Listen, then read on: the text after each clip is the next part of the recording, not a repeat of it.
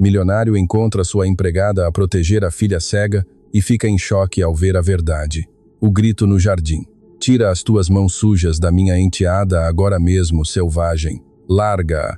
O grito rasgou a tranquilidade da tarde como um cristal a partir-se contra o chão.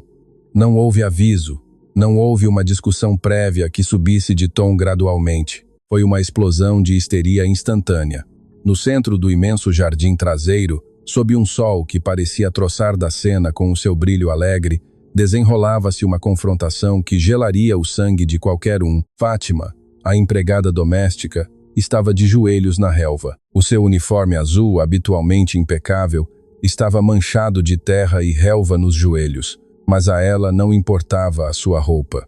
Os seus braços rodeavam com uma força desesperada o pequeno corpo de Leonor, a filha cega do dono da casa. Fátima não olhava para a mulher que lhe gritava. Tinha o rosto enterrado no cabelo da menina, sussurrando-lhe palavras atropeladas, tentando criar uma barreira de som com a sua própria voz, para que a pequena não ouvisse os insultos que choviam sobre elas.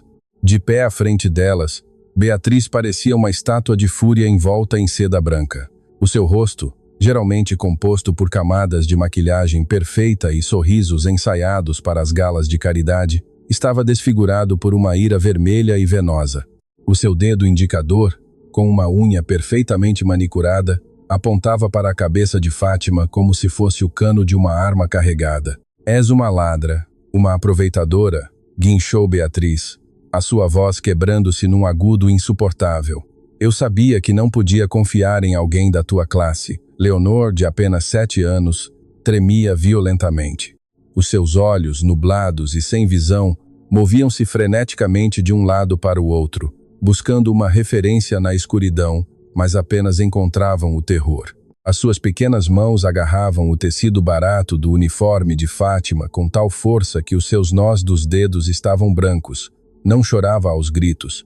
O seu choro era um gemido abafado, o som de um animalzinho encurralado que sabe que não tem escapatória. Por favor, senhora Beatriz, baixe a voz, suplicou Fátima, levantando a vista por um segundo. Os seus olhos escuros não mostravam medo por si mesma, mas um pânico absoluto pela menina. Está a assustá-la. Veja como ela treme. Podemos falar disto, mas não assim. Tu não me dás ordens na minha futura casa, bramou Beatriz, dando um passo ameaçador para a frente, levantando a mão como se fosse bater. Não te atrevas a dizer-me como tratar esta menina. Foi nesse preciso instante quando as portas de vidro da quinta se abriram de repente. Ricardo saiu a correr com o telefone ainda na mão e o casaco do fato desabotoado. Tinha ouvido os gritos do seu escritório a 3 divisões de distância. Ver Ricardo era ver um homem que tinha tudo no banco, mas nada na alma. Desde a morte da sua esposa, tinha se tornado uma máquina de fazer dinheiro, delegando os afetos, contratando pessoas para que amassem a sua filha por ele. Parou abruptamente ao ver a cena. O seu cérebro demorou alguns segundos a processar a imagem. A sua noiva, a mulher elegante com quem planeava casar-se em um mês, estava fora de si a gritar. E a sua empregada, a mulher silenciosa que lhe servia o café, estava no chão, protegendo a sua filha como se estivessem numa zona de guerra. Que raios está a acontecer aqui? A voz de Ricardo foi um trovão grave, que momentaneamente ofuscou os guinchos de Beatriz. O silêncio que se seguiu foi breve, mas pesado. Fátima baixou a cabeça, apertando mais Leonor contra o seu peito. Beatriz, em contrapartida, transformou o seu rosto numa fração de segundo. A ira vermelha dissipou-se e foi substituída por uma máscara de angústia e vitimização tão rápida que teria merecido um prêmio de representação. Ricardo avançou pelo jardim, os seus sapatos de couro rangendo na relva. Sentia uma pressão no peito. Odiava o drama, odiava os problemas domésticos, pagava salários exorbitantes para ter paz, para chegar a casa e encontrar silêncio e ordem. E isto era o caos absoluto. Ricardo, graças a Deus que chegaste, exclamou Beatriz, levando uma mão ao peito e respirando com dificuldade, fingindo um ataque de nervos. Esta mulher é um monstro. Ricardo olhou para Fátima. A empregada não se levantou. Continuava abraçada à menina. Leonor tinha escondido a cara no pescoço de Fátima ao ouvir a voz do pai. Isso foi como uma bofetada para Ricardo. A sua própria filha procurava refúgio na empregada. não nele. Pai, gemeu Leonor, a sua voz mal audível. Exijo uma explicação agora, disse Ricardo, olhando alternadamente para as duas mulheres. O seu tom era o que usava nos conselhos de administração, frio, impaciente e esperando obediência imediata. Beatriz correu para ele e agarrou-se ao seu braço, cravando as unhas no tecido do fato. Eu encontrei-a, Ricardo, encontrei-a em flagrante, disse Beatriz soluçando sem lágrimas. Vim ao jardim para trazer um sumo a Leonor, tentando ser uma boa mãe para ela. E vi esta mulher a puxá-la, a gritar com ela porque a menina derrubou um pouco de água. E isso não é tudo. Beatriz fez uma pausa dramática, assegurando-se de ter toda a atenção de Ricardo. Quando lhe gritei para alargar, vi que estava a guardar algo no bolso do avental. É o meu broche de esmeraldas, Ricardo, o que me deste pelo nosso noivado. Ela tinha-o. Estava a maltratar a tua filha e a roubar-nos ao mesmo tempo. Ricardo sentiu o sangue subir-lhe à cabeça. Olhou para Fátima com uma mistura de incredulidade e profunda desilusão. Tinha-lhe dado confiança. Tinha-lhe aberto as portas do seu lar e assim lhe pagava, roubando e magoando a única coisa que lhe restava da sua falecida esposa. Fátima levantou a vista. Tinha os olhos cheios de lágrimas, mas não disse nada.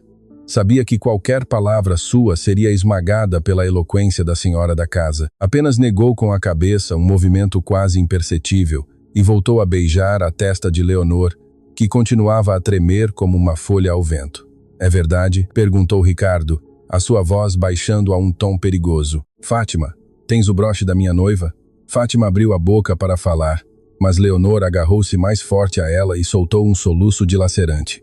A prioridade de Fátima mudou instantaneamente. Não era defender-se, era acalmar a menina. Shhh, minha vida, calma, respira comigo. 1, 2, sussurrou Fátima, ignorando a pergunta do milionário. Esse ato de ignorá-lo foi o que acendeu o rastilho final no orgulho de Ricardo. O falso julgamento. A falta de resposta imediata de Fátima foi interpretada por Ricardo como uma admissão de culpa. No seu mundo de negócios, quem cala consente. Quem não se defende com agressividade é porque não tem argumentos. Não entendia a linguagem do sacrifício. Não entendia que às vezes um engole o orgulho para não assustar um ser indefeso. Beatriz, percebendo a dúvida nos olhos de Ricardo, atacou com mais força, aproveitando o silêncio da empregada. Olha para ela, nem sequer tem a decência de o negar. Cuspiu Beatriz com desprezo, caminhando à volta de Fátima como um predador. Aproveita-se de que a Leonor é cega. Ricardo, pensa bem, a menina não pode ver o que ela faz. Seguramente leva meses a roubar-nos pouco a pouco. E quem sabe que coisas horríveis faz a menina quando não estamos. Por isso a Leonor é tão retraída, por isso está sempre assustada. É por culpa desta mulher. As palavras de Beatriz eram veneno puro, desenhadas meticulosamente para tocar os pontos fracos de Ricardo. A sua culpa por ser um pai ausente e o seu medo de que alguém magoasse a sua filha com deficiência, Ricardo sentiu uma náusea repentina. A imagem de Fátima maltratando a sua filha cega instalou-se na sua mente. Recordou todas as vezes que chegou tarde do trabalho, todas as vezes que viajou e deixou Leonor ao cuidado desta mulher. Tinha deixado a sua filha nas mãos de um carrasco. Levanta-te, ordenou Ricardo. A sua voz já não tinha dúvida, apenas uma frieza cortante. Fátima obedeceu lentamente. Teve de descolar com suavidade os bracinhos de Leonor do seu pescoço.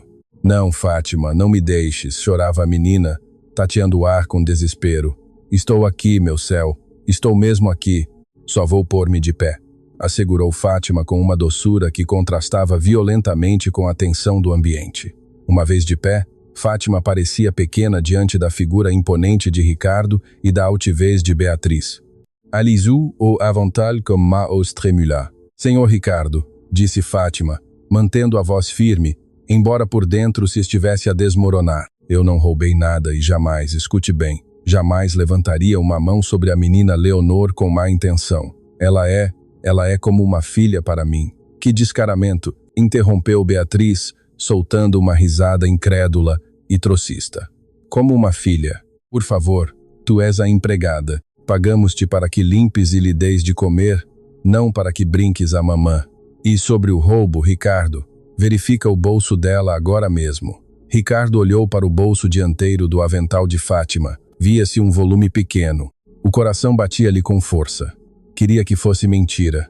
Queria que Fátima tirasse um lenço, um brinquedo, qualquer coisa que não fosse aquela joia. Tira o que tens no bolso, exigiu Ricardo.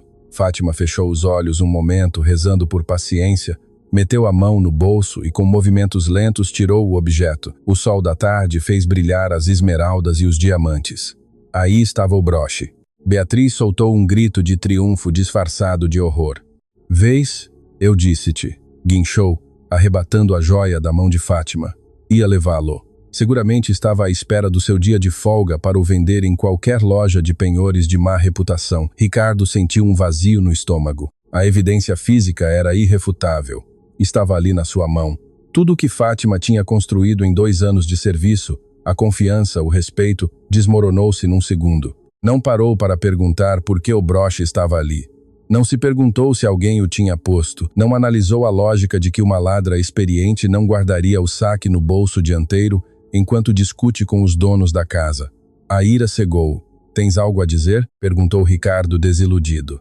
Fátima olhou para Beatriz.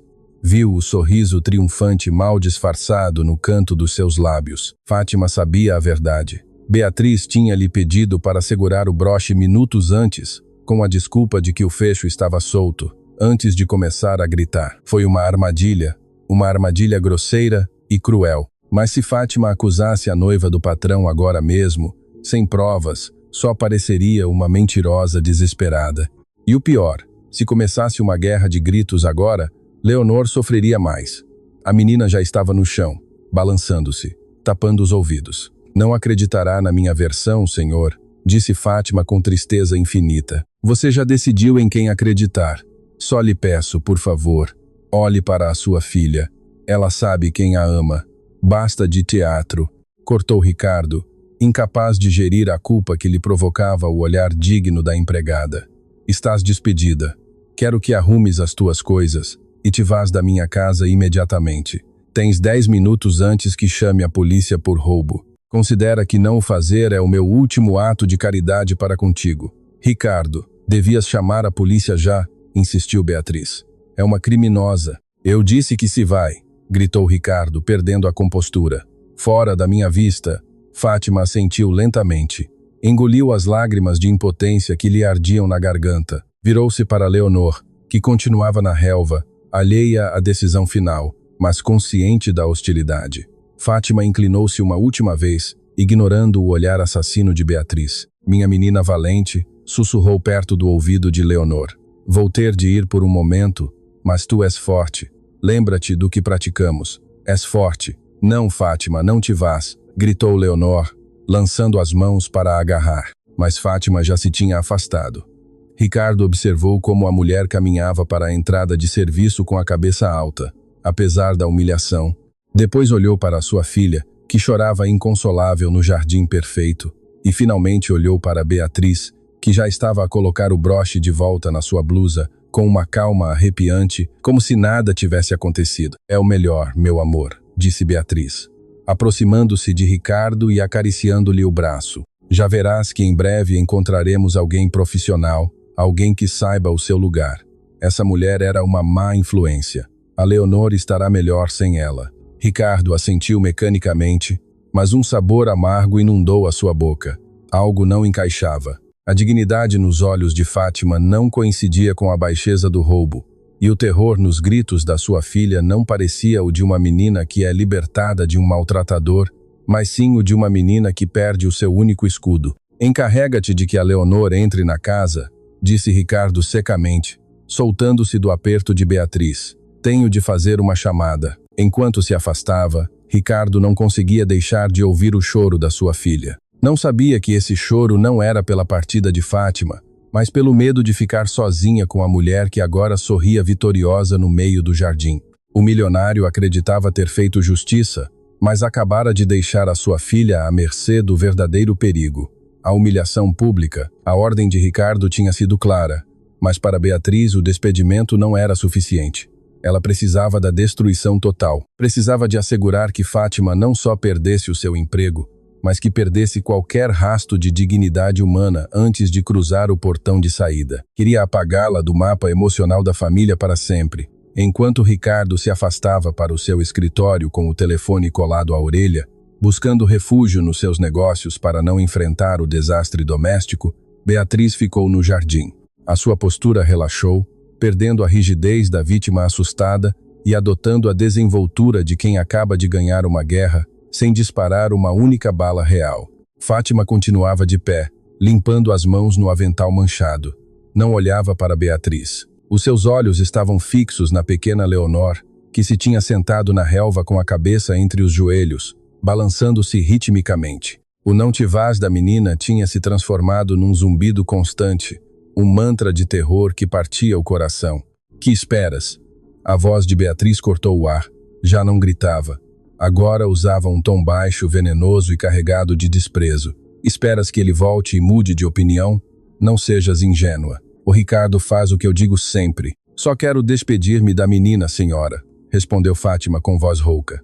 Deu um passo em direção a Leonor, mas Beatriz interpôs-se no seu caminho com uma rapidez felina. Nem se te atrevas, sibilou Beatriz, empurrando Fátima pelo ombro. O contacto físico foi leve, mas carregado de uma violência simbólica brutal. Não a vais tocar. Não lhe vais envenenar mais a cabeça com os teus contos de pobre vítima. Já fizeste suficiente dano, tornando-a dependente de ti. Tornaste-a numa inútil para assegurar o teu salário, não é? Fátima apertou os punhos aos lados. A acusação era tão vil que lhe queimava o sangue, mas sabia que qualquer reação agressiva apenas confirmaria as mentiras de Beatriz. Ela não é uma inútil. É uma menina brilhante que precisa de amor. Não que a tratem como um móvel partido, disse Fátima, sustentando o olhar da mulher rica. Beatriz soltou uma gargalhada seca, sem humor. Amor? Tu acreditas que o que lhe dás é amor? És uma empregada, Fátima. És substituível. Amanhã haverá outra mulher com uniforme azul a limpar-lhe a boca e a levar lá à casa de banho. E em uma semana essa miúda nem sequer se lembrará do teu nome. É assim que funciona o mundo das pessoas como nós. E as pessoas como tu, bem, vocês apenas passam, são fantasmas. Nesse momento, outros empregados da quinta começaram a espreitar pelas janelas e pela porta de serviço.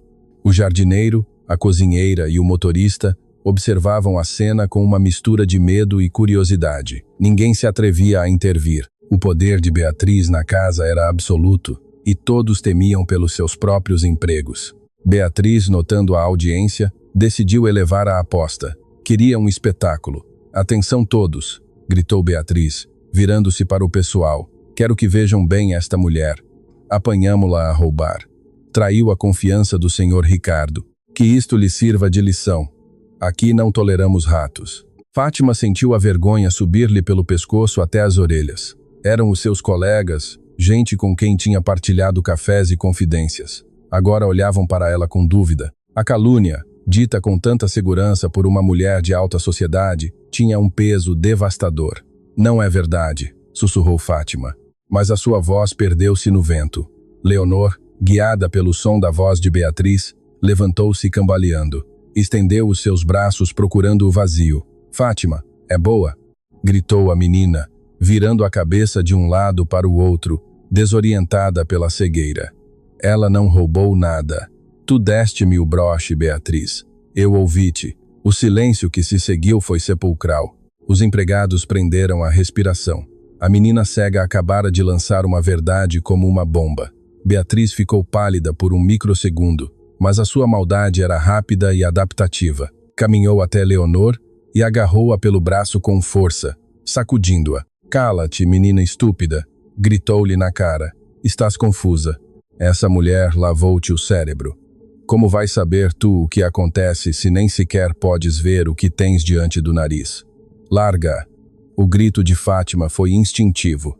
Lançou-se para a frente para separar Beatriz da menina, esquecendo as hierarquias, esquecendo o despedimento. Só viu as unhas da madrasta a cravar-se na pele suave de Leonor. Mas antes que pudesse chegar, 2 seguranças privados da residência apareceram, alertados pelo escândalo. Tirem-na daqui, ordenou Beatriz, apontando para Fátima. Ela tentou atacar-me. Viram como se lançou sobre mim. É uma selvagem perigosa. Os seguranças, homens grandes e obedientes que não conheciam a dinâmica interna da casa, agiram de imediato. Um deles agarrou Fátima pelos braços, imobilizando-a com uma chave de braço dolorosa. "Não, deixem-me, só quero que a largue", gritava Fátima, debatendo-se inutilmente enquanto a arrastavam para longe da menina. Leonor, ao ouvir a luta, entrou em pânico total.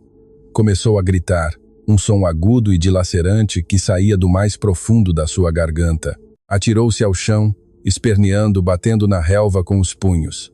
"Pai, pai, ajuda", chamava Leonor entre soluços, mas Ricardo continuava trancado no seu escritório insonorizado, alheio à violência que reinava no seu jardim. Beatriz olhou para Fátima ser arrastada e sorriu. Depois olhou para os outros empregados com frieza. "Alguém mais quer defender a ladra?", perguntou desafiante. Ninguém se moveu. O medo paralisa mais do que qualquer corrente. "Bem", disse Beatriz, alisando a blusa de seda. "Quero que supervisionem, que ela tire os seus trapos velhos do quarto, que não leve nenhum alfinete que pertença a esta família. Revistem as suas malas, revistem os seus bolsos, revistem até os seus sapatos se for necessário. Quero que se vá apenas com a roupa do corpo, que sinta o que é não ter nada." Fátima, com os olhos cheios de lágrimas, deixou de lutar. Entendeu que a batalha física estava perdida. Olhou para Leonor uma última vez ao longe, uma manchinha rosa a chorar no imenso jardim verde. Sozinha, completamente sozinha. Essa imagem, a da menina abandonada à sua sorte, doeu-lhe mais do que a humilhação pública, mais do que a acusação de roubo, mais do que a força bruta dos guardas. "Resiste, meu amor, resiste", murmurou Fátima para si mesma, enquanto a empurravam para a casa de serviço para recolher as suas poucas pertenças sob o olhar vigilante e trocista da sua carrasca. A sentença injusta. 15 minutos depois, a cena mudou para a entrada principal da quinta. Ricardo tinha finalmente saído do seu escritório, atraído não pelo barulho, mas pelo silêncio repentino que tinha caído sobre a casa. Um silêncio tenso e antinatural. No hall de mármore, Fátima estava de pé junto a uma mala velha e desgastada, com um saco de plástico na mão, onde levava as coisas que não cabiam na bagagem. Ao seu lado, os seguranças esperavam a ordem final para a escoltar até a rua. Beatriz estava parada na escada, observando tudo do alto, como uma rainha a contemplar uma execução.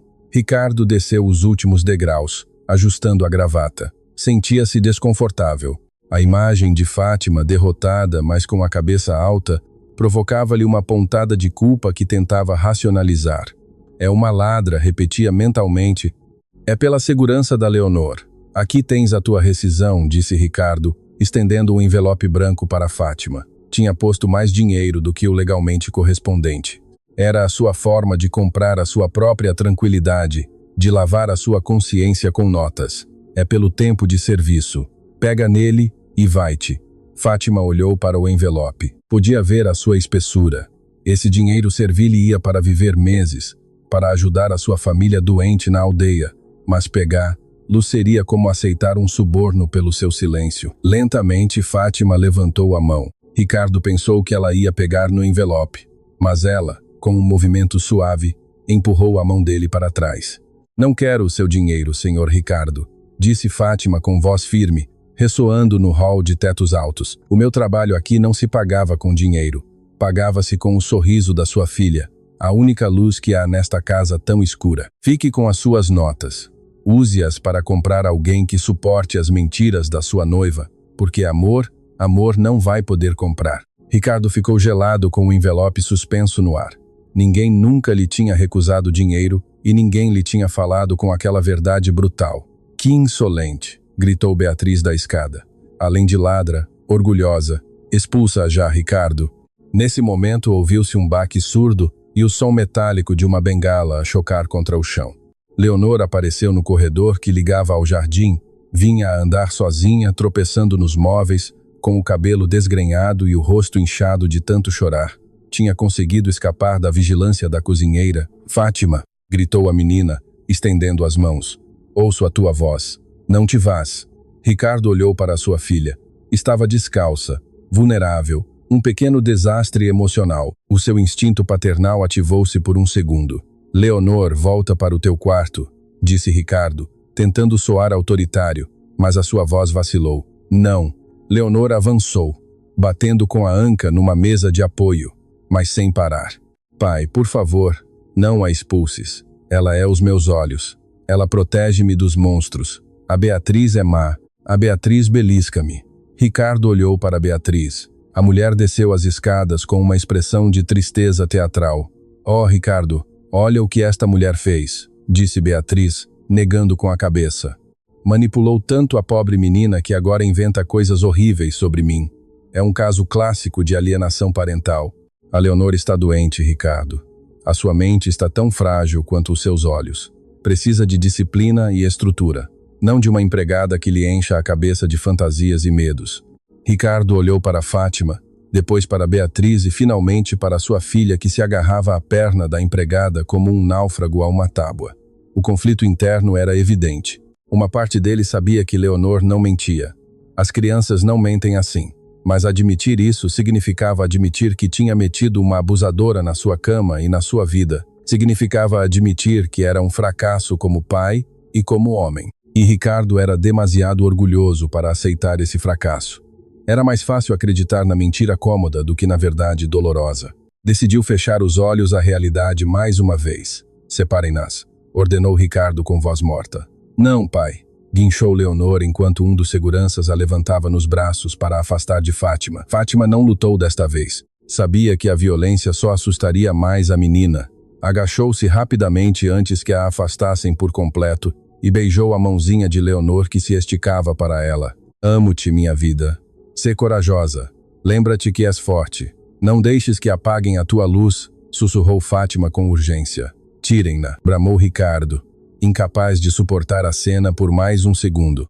A dor no peito era insuportável, mas o seu orgulho era uma armadura pesada. Os seguranças empurraram Fátima para a porta principal. O pesado portão de carvalho abriu-se. O sol da tarde lá fora contrastava com o frio ar-condicionado do interior. Fátima deu um passo em direção ao limiar, parou e virou a cabeça para olhar Ricardo uma última vez. Não havia ódio no seu olhar, apenas uma pena profunda, uma imensa compaixão pelo homem rico que era tão pobre de espírito. Cuidado, senhor Ricardo, disse Fátima, e a sua voz soou como uma profecia. A cegueira da sua filha é física e tem cura no coração, mas a sua cegueira é da alma, e essa é a que vai destruir esta família se não abrir os olhos cedo. Fora, gritou Beatriz, soltando uma risada nervosa. O portão fechou-se com um baque seco, definitivo, como o martelo de um juiz a ditar sentença. Dentro da casa, o som do fecho ecoou nas paredes. Leonor soltou um grito de dor pura, um som que não parecia humano, e depois ficou em silêncio, flácida nos braços do segurança, como se o seu espírito tivesse saído pela porta juntamente com Fátima. Ricardo ficou a olhar para a madeira entalhada da porta fechada. O envelope com o dinheiro continuava na sua mão, amarrotado. Sentia-se sujo. Olhou para Beatriz, que suspirava aliviada e arrumava o cabelo. Por fim, disse Beatriz sorrindo, agora poderemos começar de novo, meu amor. Procurarei um colégio interno excelente para a Leonor, um onde aprenda a comportar-se. Será o melhor para todos. A palavra colégio interno atingiu Ricardo, mas ele não disse nada. Estava paralisado. Acabara de cometer o maior erro da sua vida, e no fundo do seu estômago, uma voz escura sussurrava-lhe que já era demasiado tarde para o consertar. Mas o destino, caprichoso e cruel, estava prestes a demonstrar-lhe que o pesadelo apenas começava. A sentença tinha sido ditada, mas o julgamento verdadeiro, o julgamento divino, estava para chegar. O ponto de ruptura. O som do portão de carvalho a fechar não marcou o fim do conflito, mas sim o início da verdadeira catástrofe. No instante preciso em que a madeira selou a entrada, deixando Fátima de fora, o corpo da pequena Leonor, que pendia flácido nos braços do segurança, começou a convulsionar. Não foi um movimento subtil, foi uma sacudidela violenta, elétrica, aterrorizante. Os olhos da menina reviraram-se e um fio de espuma começou a sair dos seus lábios. O estresse extremo, o pânico e a dor da separação tinham colapsado o seu pequeno sistema nervoso. Senhor, a menina, gritou o segurança, um homem robusto, treinado para derrubar intrusos, mas completamente inútil diante da fragilidade de uma menina doente. O seu rosto refletia o terror puro de quem segura uma vida que se escapa entre os dedos. Ricardo, que ainda estava a processar a saída de Fátima, virou-se ao ouvir o grito, ao ver a sua filha a convulsionar. O mundo parou. O tempo alongou-se de uma maneira dolorosa. Todo o seu dinheiro, todas as suas empresas, todo o seu poder desmoronaram-se num segundo. Não sabia o que fazer. Ficou paralisado com as mãos a tremer no ar, incapaz de a tocar por medo de a partir ainda mais. Façam alguma coisa, rugiu Ricardo com a voz quebrada pelo desespero. Chamem uma ambulância, Beatriz. Ajuda-a. Beatriz, que segundos antes sorria aliviada, deu um salto para trás com uma careta de repulsa instintiva. Não se aproximou da menina. Pelo contrário, protegeu a sua blusa de seda branca como se a menina fosse uma fonte de contágio. Que nojo! Guinchou Beatriz, tapando a boca. Põe-na no chão, não me sujes o tapete. Que alguém traga um pano. A reação de Beatriz foi tão fria, tão desprovida de instinto maternal, que atingiu Ricardo como uma martelada na consciência, mas o pânico não lhe deu tempo para a processar. O segurança, torpe e assustado, tentava depositar a menina no chão de mármore frio. Não a batas, gritou Ricardo, ajoelhando-se junto à sua filha, sem saber se lhe segurava a língua, se a abraçava ou se corria. Sentia-se o homem mais impotente da terra. Foi então que as pancadas ressoaram na porta principal. Não eram pancadas de alguém a pedir para entrar, eram pancadas de alguém a derrubar uma barreira. Abram a porta. O grito de Fátima do exterior filtrou-se através da madeira maciça. Eu sei o que ela tem. Deixem-me entrar ou ela vai se engasgar. Fátima não tinha ido embora. Ao ouvir o silêncio repentino seguido dos gritos de pânico, o seu instinto de mãe, porque era isso que ela era, uma mãe sem laço de sangue, tinha-a cravado no limiar. Sabia que Leonor sofria de crises nervosas severas. Sabia exatamente o que fazer. Ricardo olhou para a sua filha, roxa pela falta de ar. Depois olhou para Beatriz, que estava parada longe, gritando ordens inúteis às empregadas, e finalmente olhou para a porta. Abram, ordenou Ricardo ao outro segurança. Deixem-na entrar já. O segurança abriu o portão e Fátima entrou como um furacão azul. Não olhou para Ricardo, não olhou para Beatriz, não lhe importava o seu despedimento nem a humilhação de há 5 minutos. Lançou-se ao chão, derrapando sobre o mármore até chegar a Leonor. Soltem-na, deem-me espaço, ordenou Fátima com uma autoridade que Ricardo jamais tinha visto nela. Com movimentos precisos e amorosos, Fátima colocou a menina de lado, libertou as vias respiratórias e começou a massajar pontos específicos no pescoço e nas mãos da pequena, sussurrando-lhe ao ouvido com essa voz que era a única âncora de Leonor no mundo. Estou aqui, meu amor. A mãe Fátima está aqui. Respira. Segue a minha voz. Isso mesmo. Solta o ar. Lentamente, como por arte de magia, as convulsões cessaram. A cor voltou às bochechas de Leonor. A sua respiração estabilizou, embora continuasse inconsciente. Esgotada pelo esforço, a sala ficou num silêncio sepulcral. Apenas se ouvia a respiração agitada de Ricardo e o choro silencioso de Fátima, enquanto acariciava o cabelo suado da menina. Beatriz rompeu o silêncio, incapaz de ler a atmosfera. Bem, já passou o drama, disse, alisando a saia e recuperando a sua postura altiva. Agora que já fez o seu trabalho de enfermeira, que se vá embora de novo. Não queres que ela fique depois do que roubou, não é, Ricardo? Diz-lhe para se ir embora. Fátima parou. A sua mão, que acariciava o braço da menina, congelou. Algo mudou no seu olhar. Já não havia medo, já não havia submissão. A empregada levantou-se lentamente do chão, deixando Leonor segura e a dormir sobre o tapete. Virou-se para Ricardo. A sua postura tinha mudado, já não tinha os ombros caídos. Estava ereta, vibrando com uma fúria justa que enchia a divisão. Eu irei, senhor, disse Fátima, e a sua voz era aço frio. Eu irei, porque você é o dono desta casa e dos tijolos e dos móveis caros. Mas não irei sem que você veja por que a sua filha tem estas crises. Não irei sem que saiba a verdade que leva meses a ignorar por estar demasiado ocupado a fazer dinheiro. Cala-te. Segurança, tirem-na, gritou Beatriz, dando um passo em frente, notando o perigo nos olhos da empregada. Ninguém me toca. Bramou Fátima com tal força que os seguranças recuaram. Você vai olhar, senhor Ricardo. Vai olhar o que a sua perfeita noiva faz quando você não está. Antes que alguém pudesse deter, lá Fátima agachou-se novamente em direção à menina a dormir. Com delicadeza extrema, mas com determinação firme, pegou na manga do vestido rosa pastel de Leonor. Não, o que fazes? Deixa a menina. Beatriz lançou-se para a deter, mas Ricardo interceptou-a, estendendo um braço para lhe bloquear a passagem. A sua curiosidade e um terror nascente diziam-lhe que devia ver. Fátima subiu a manga do vestido até ao ombro. Um grito abafado escapou da garganta de Ricardo. Não era a pele suave de menina o que viu. O braço de Leonor era um mapa de dor. Havia hematomas de todas as cores, roxos escuros, amarelos velhos, esverdeados em processo de cura. Mas o mais assustador não eram as cores, mas as formas. Havia marcas claras de dedos apertando a carne mole. Havia marcas de beliscões torcidos. Havia pequenas queimaduras circulares que pareciam feitas com a ponta de um ferro de alisar quente. Olhe bem, senhor, disse Fátima, apontando para um hematoma fresco em forma de polegar no antebraço. Este ela fez hoje no jardim antes de você chegar porque a menina derrubou a água. Olhe este outro. Fátima levantou um pouco a saia do vestido na perna. Este foi da semana passada porque a menina não encontrava a casa de banho a tempo. Ricardo sentiu as pernas falharem-lhe.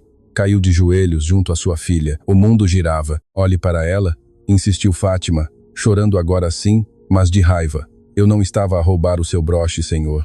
Eu estava a juntar dinheiro e a esconder esse pouco que tinha para comprar passagens e levar a menina para longe daqui, para longe dela. Porque sabia que você não acreditaria em mim, porque sabia que você está cego de amor por essa mulher. Eu não roubava joias. Eu tentava roubar a menina à morte. A revelação caiu sobre a sala como uma laje de cimento. O roubo não era cobiça.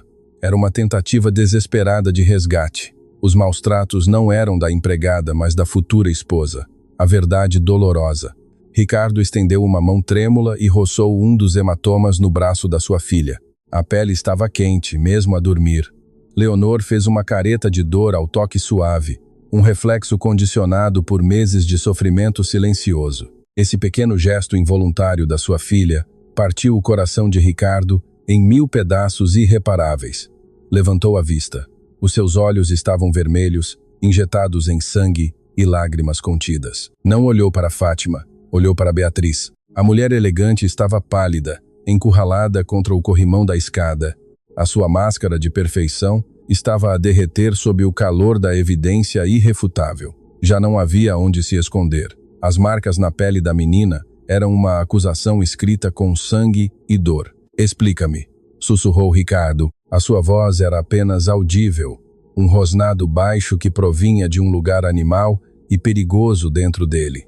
Explica-me por que a minha filha tem as tuas mãos marcadas na sua pele. Beatriz tentou rir, mas saiu um som histérico, agudo e quebrado. Ricardo, por favor, não sejas ridículo. Gaguejou, movendo as mãos nervosamente. Já sabes como é, a Leonor. É cega.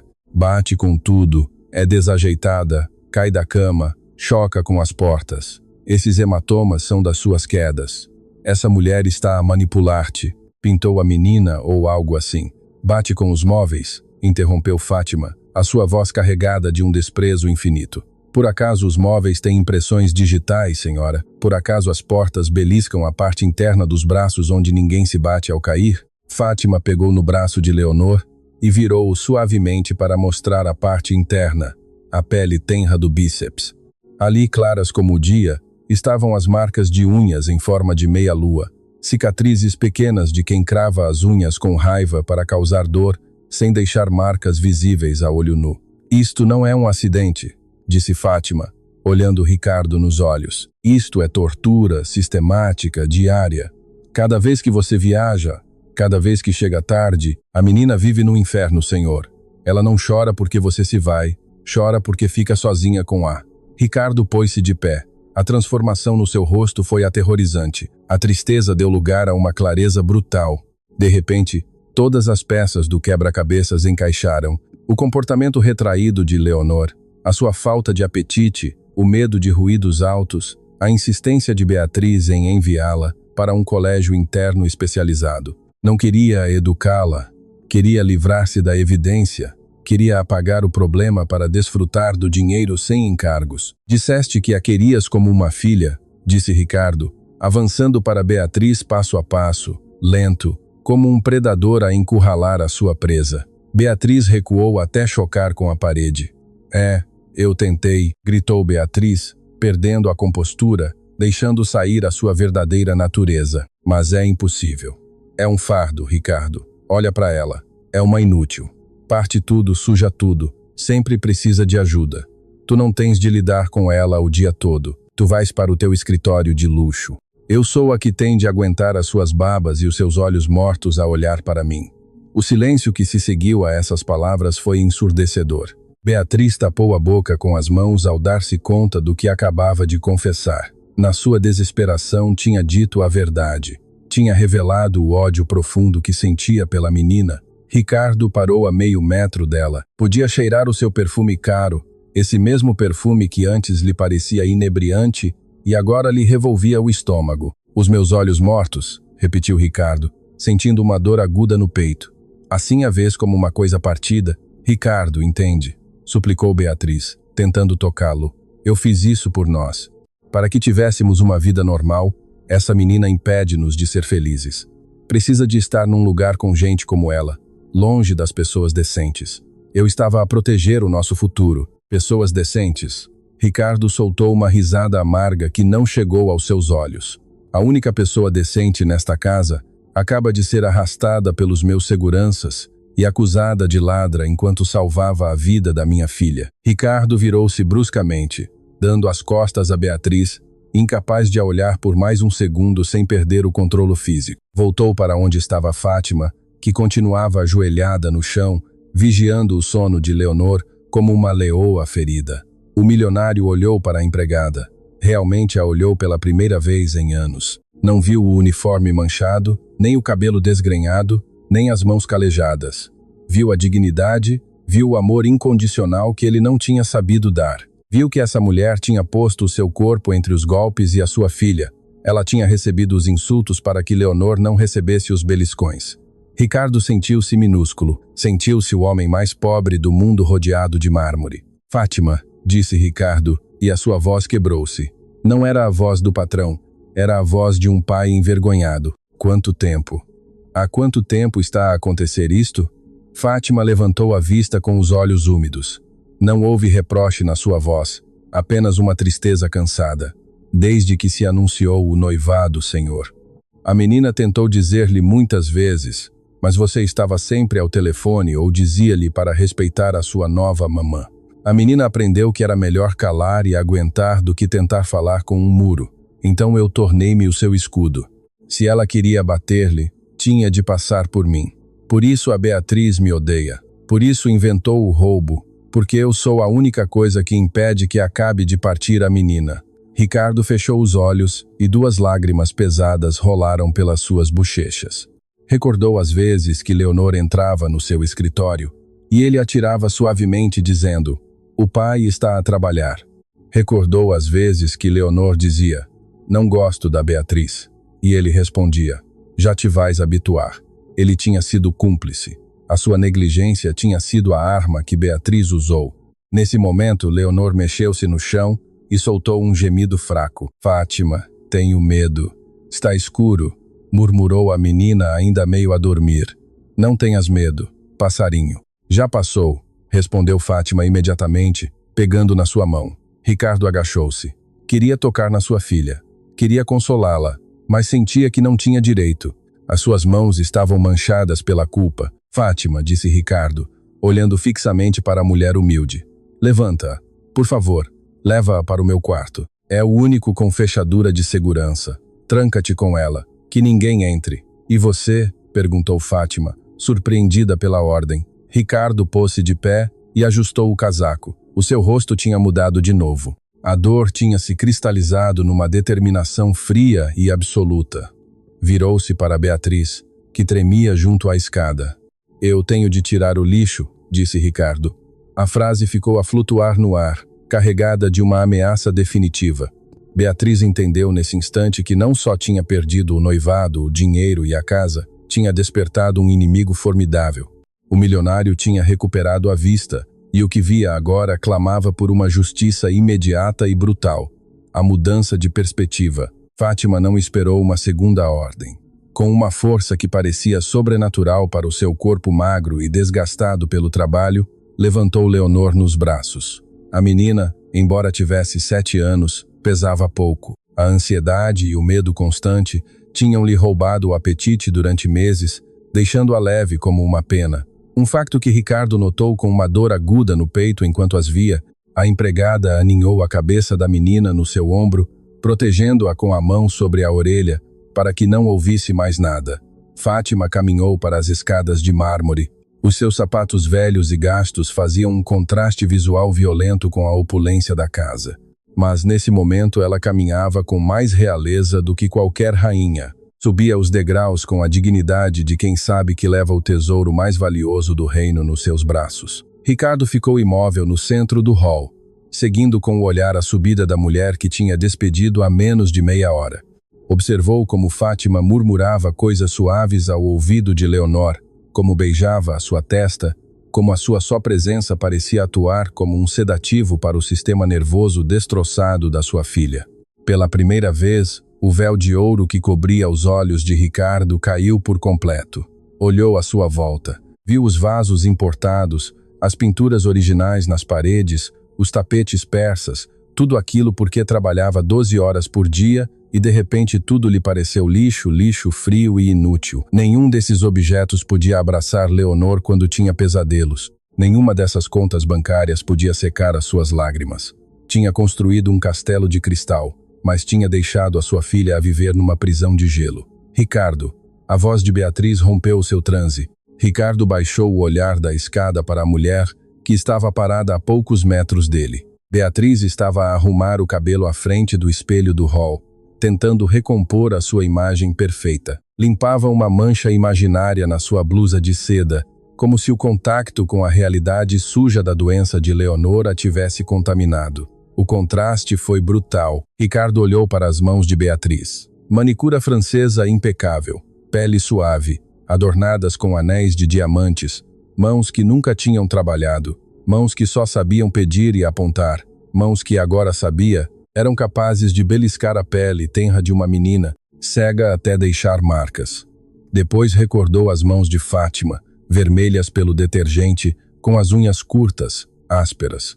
Mas essas mãos ásperas eram as que seguravam a sua filha com uma ternura infinita.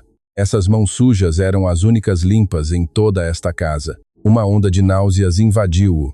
Deu-se conta de que estivera prestes a casar-se com um monstro disfarçado de princesa, enquanto tratava como lixo o anjo que mantinha a sua filha com vida.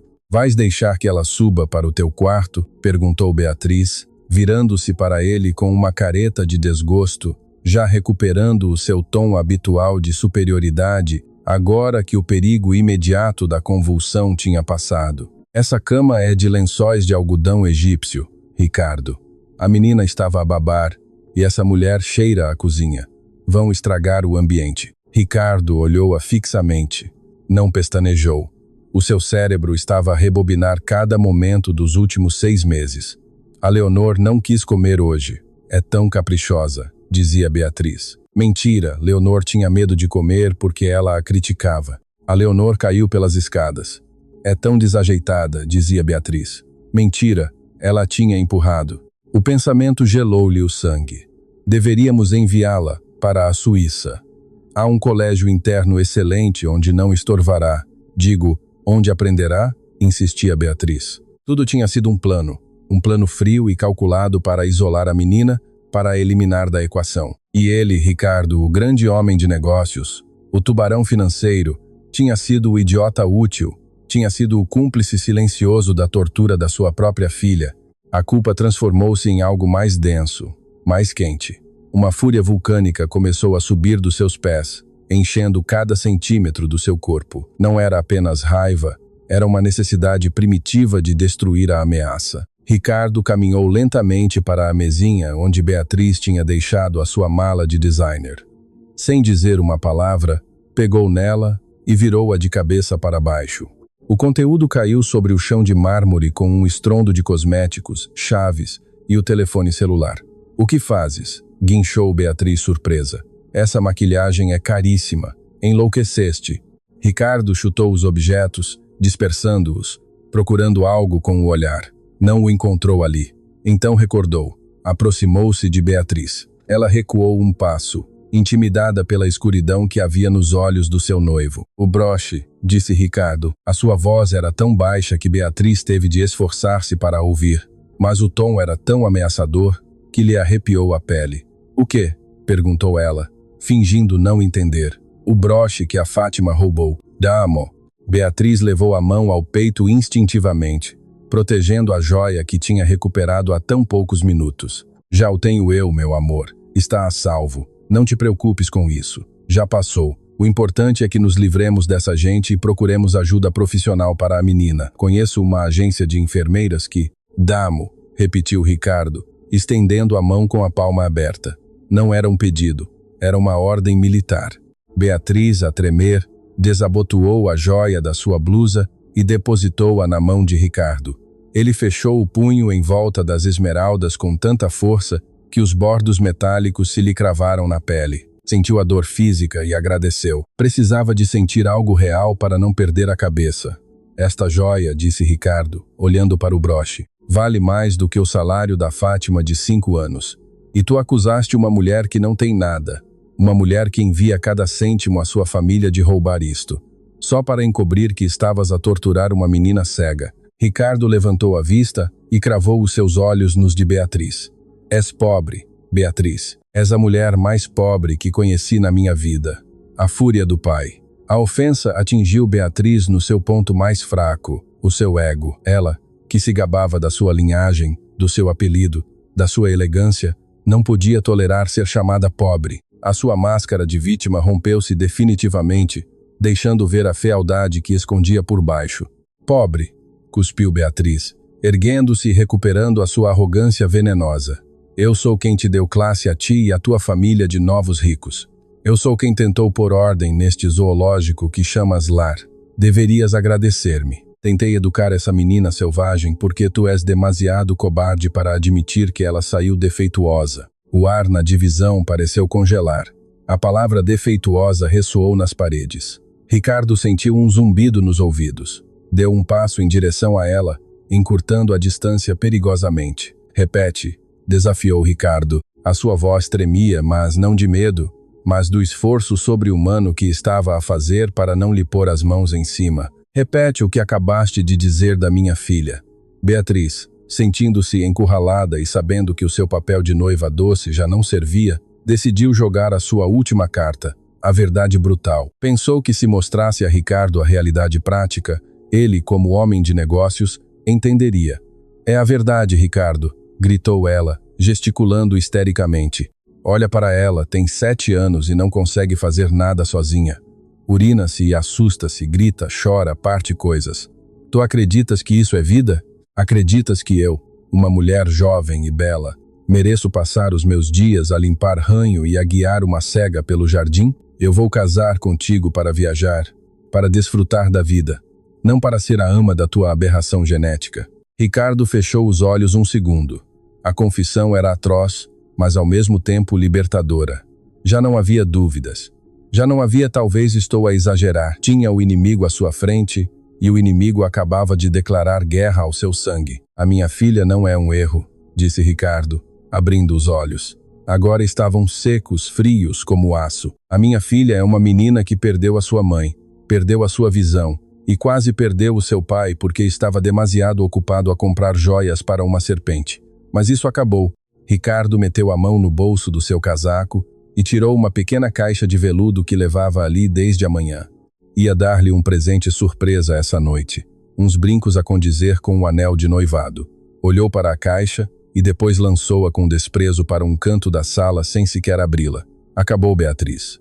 Todo o noivado, o casamento, a tua vida nesta casa. Quero que te vás embora agora. Beatriz soltou uma risada nervosa, incrédula. "Não podes falar a sério", disse ela, cruzando os braços. "Vais expulsar-me a mim? Por quê? Por uns hematomas? As crianças caem." Ricardo, não tens provas de que fui eu. Se fores a um juiz, direi que foi a empregada. Direi que ela me armou uma cilada. Em quem achas que acreditarão? Em Beatriz Montemaior ou numa mulher simples sem estudos? A ameaça foi a gota que fez transbordar o copo. Beatriz estava disposta a destruir a vida de Fátima, mesmo depois de ser descoberta só por despeito. Ricardo avançou até ficar a centímetros da sua cara. A sua presença física era imponente, uma parede de fúria masculina contida. Não preciso de um juiz, Beatriz. Sou Ricardo Castelo. Tenho dinheiro suficiente para te enterrar em advogados até que os teus netos continuem a pagar as custas. Mas não será preciso, porque há câmaras. A cara de Beatriz descompôs-se. A cor fugiu das suas bochechas, deixando-a com um aspecto seroso e doentio. Câmaras, sussurrou. Instalei um sistema de segurança novo na semana passada no jardim e nos corredores. Mentiu Ricardo. Não o tinha feito, mas sabia como jogar póquer. Viu o terror nos olhos dela e soube que tinha acertado. Não as tinha verificado porque confiava em ti. Mas agora vou desfrutar a ver cada segundo. E prometo-te, Beatriz, que se vir que lhe puseste um único dedo em cima, não será a polícia que virá por ti. Encarregar-me-ei pessoalmente de que não voltes a pisar um clube social, um restaurante ou uma casa decente neste país. Todo o mundo saberá o que és, uma abusadora de crianças. Beatriz ofegou, levando a mão à boca. A reputação era a única coisa que lhe importava mais do que o dinheiro. A ameaça de destruição social foi mais eficaz do que qualquer ameaça física. Tu não farias isso, gaguejou, recuando para a porta, tropeçando nos seus próprios pés. Tu amavas-me, disseste que me amavas. Amava a máscara, corrigiu Ricardo com dureza. Mas o que há por baixo dá-me nojo. Ricardo apontou para a porta principal que continuava entreaberta depois da entrada frenética de Fátima. Fora. E nem te atrevas a subir para fazer as malas. Enviar-te-ei as tuas coisas em sacos do lixo, que é onde pertencem. O meu anel, gritou Beatriz, tentando agarrar-se ao material, a única coisa que podia tirar da situação. O anel é meu, é um presente. Ricardo olhou para a mão esquerda de Beatriz. O diamante brilhava sob a luz do candelabro. O anel era um símbolo de um compromisso, disse Ricardo, dando mais um passo em direção a ela, obrigando-a a recuar até ao limiar. Tu rompeste o compromisso quando torturaste a minha filha. Esse anel representa a minha família e tu não és família. Tu és o inimigo. Ricardo estendeu a mão, esperando. Beatriz olhou para a mão aberta de Ricardo, depois olhou para o seu rosto duro e implacável. Olhou para a escada onde sabia que Fátima estava a consolar a menina. Sentiu uma onda de ódio puro, mas também de medo. Sabia quando tinha perdido uma batalha. Com movimentos bruscos e furiosos, arrancou o anel do dedo, raspando a pele no processo. Atirou-o ao chão, aos pés de Ricardo. O som da platina a bater no mármore foi o som final da sua relação. Vais arrepender-te, Ricardo, sibilou Beatriz com os olhos cheios de lágrimas de raiva. Vais ficar sozinho com a tua filha cega e a tua empregada. Serão o alvo de chacota da sociedade, o milionário e a criada. Que patético! Estás a trocar-me por uma ninguém. Prefiro ser o alvo de chacota da sociedade do que o carrasco da minha filha, respondeu Ricardo com uma calma que o surpreendeu a si mesmo. Agachou-se e pegou no anel. Não o olhou com nostalgia, olhou-o como quem olha para um tumor que acaba de ser extirpado. Vai-te embora, disse Ricardo, levantando-se. E reza para que quando eu verificar essas câmaras não encontre nada imperdoável, porque se encontrar, irei procurar-te. Beatriz não esperou mais. O medo da exposição pública e a intensidade do olhar de Ricardo foram suficientes. Deu meia volta e saiu a correr pela porta principal, os seus saltos a baterem no caminho de entrada, fugindo da cena do crime, deixando para trás os seus sonhos de grandeza e levando consigo apenas a sua amargura. Ricardo ficou na porta a ver como a sua noiva subia para o seu carro desportivo e arrancava a queimar pneu. Viu como o veículo desaparecia atrás do portão da propriedade. O silêncio voltou à casa, mas desta vez não era um silêncio pesado nem escuro. Era o silêncio limpo que fica depois de uma tempestade violenta. Ricardo fechou a porta principal, passou o trinco, respirou fundo, enchendo os seus pulmões de ar pela primeira vez em meses. Sentia o corpo dorido, como se tivesse travado uma batalha física real. Afrouxou a gravata, atirou o casaco ao chão e virou-se para as escadas. Lá em cima, no seu quarto, estava a única coisa que importava. A sua redenção não estava no dinheiro nem no status. A sua redenção estava lá em cima, assustada e ferida, à espera de um pai que finalmente tinha decidido aparecer. Ricardo começou a subir os degraus. Cada passo era uma promessa. Ia arranjar isto. Ia curar as feridas, as da pele e as da alma. E sabia exatamente quem o ajudaria a fazê-lo. Não eram os médicos nem os psicólogos caros. Era a mulher das mãos ásperas e do uniforme azul. O longo caminho para casa. O silêncio que se seguiu à partida de Beatriz não foi vazio, foi um espelho. Ao ficar sozinho no hall, Ricardo sentiu o peso esmagador da casa sobre os seus ombros. Essas paredes altas, desenhadas para impressionar sócios e amigos do clube, agora pareciam muros de uma fortaleza solitária. Olhou para cima, para o corrimão do segundo andar. O caminho para o quarto principal nunca lhe tinha parecido tão longo nem tão íngreme. Ricardo começou a subir. As suas pernas, acostumadas a correr maratonas corporativas e a jogar tênis aos fins de semana, pesavam-lhe como se levasse chumbo nos sapatos. Cada degrau era um julgamento. Degrau 1, recordou o primeiro aniversário de Leonor depois da morte da sua mãe. Ele tinha comprado uma boneca gigante, mas não esteve presente para a ver abrir. Tinha uma reunião. Degrau 2. Recordou quando Leonor perdeu a visão após o acidente. Ele pagou aos melhores especialistas da Europa, mas não segurou a sua mão durante as curas. Beatriz disse-lhe que era melhor não a mimar. Degrau 3. Recordou o dia em que contratou Fátima. Nem sequer a entrevistou ele mesmo. Foi a sua secretária. Só garante que seja limpa e barata, tinha dito. Ao chegar ao patamar do andar de cima, Ricardo parou para recuperar o fôlego. Não era fadiga física, era o esgotamento espiritual de um homem que se dá conta de que esteve a correr na direção errada durante anos. Caminhou pelo corredor. A porta do seu quarto estava fechada. De dentro não se ouviam choros histéricos, mas um murmúrio suave, rítmico, uma canção de embalar, uma canção velha de aldeia que nada tinha a ver com a música clássica que Beatriz insistia em pôr na casa para culturizar o ambiente. Ricardo apoiou a mão na maçaneta da porta, mas não a girou de imediato. Teve medo, um medo paralisante. Ele, que negociava fusões milionárias sem pestanejar, tremia diante da ideia de enfrentar a mulher que tinha despedido e a filha que tinha abandonado emocionalmente. Sentia-se um intruso, um estranho que precisava de permissão para entrar no santuário que elas tinham construído. Girou a maçaneta lentamente e empurrou a porta. A cena que encontrou desarmou. A divisão estava na penumbra, iluminada apenas pela luz dourada do entardecer que se filtrava pelas cortinas entreabertas. Leonor estava deitada no centro da imensa cama de casal, essa cama onde Ricardo dormia sozinho e frio, mas agora a cama parecia quente. Fátima estava sentada à beira, não numa cadeira distante, mas no colchão, com o corpo curvado sobre a menina, acariciando-lhe a testa com uma constância hipnótica. Ao ouvir a porta, Fátima ficou tensa. O seu instinto de empregada ativou-se. Não deves estar sentada na cama do patrão. Fez o gesto de se levantar rapidamente, de baixar a cabeça, de voltar ao seu lugar invisível. Mas Leonor, sentindo o movimento, soltou um gemido de pânico e agarrou a mão de Fátima com ambas as mãos. Não te vais, suplicou a menina. Fátima congelou a meio caminho, presa entre o dever imposto e o amor escolhido. Olhou para Ricardo com olhos grandes, esperando a repreensão, esperando a ordem de sair, esperando o fim. Não te levantes, disse Ricardo. A sua voz saiu rouca, irreconhecível. Toseu e tentou de novo, mais suave. Por favor, Fátima, não te levantes. Fica aí. Fátima olhou com desconfiança. Tinha visto a fúria de Ricardo lá embaixo. Tinha visto como expulsou a sua noiva. Mas anos de servidão tinham-lhe ensinado que os ricos são volúveis. Um momento defendem-te porque o seu orgulho está ferido, e no seguinte lembram-te que és inferior.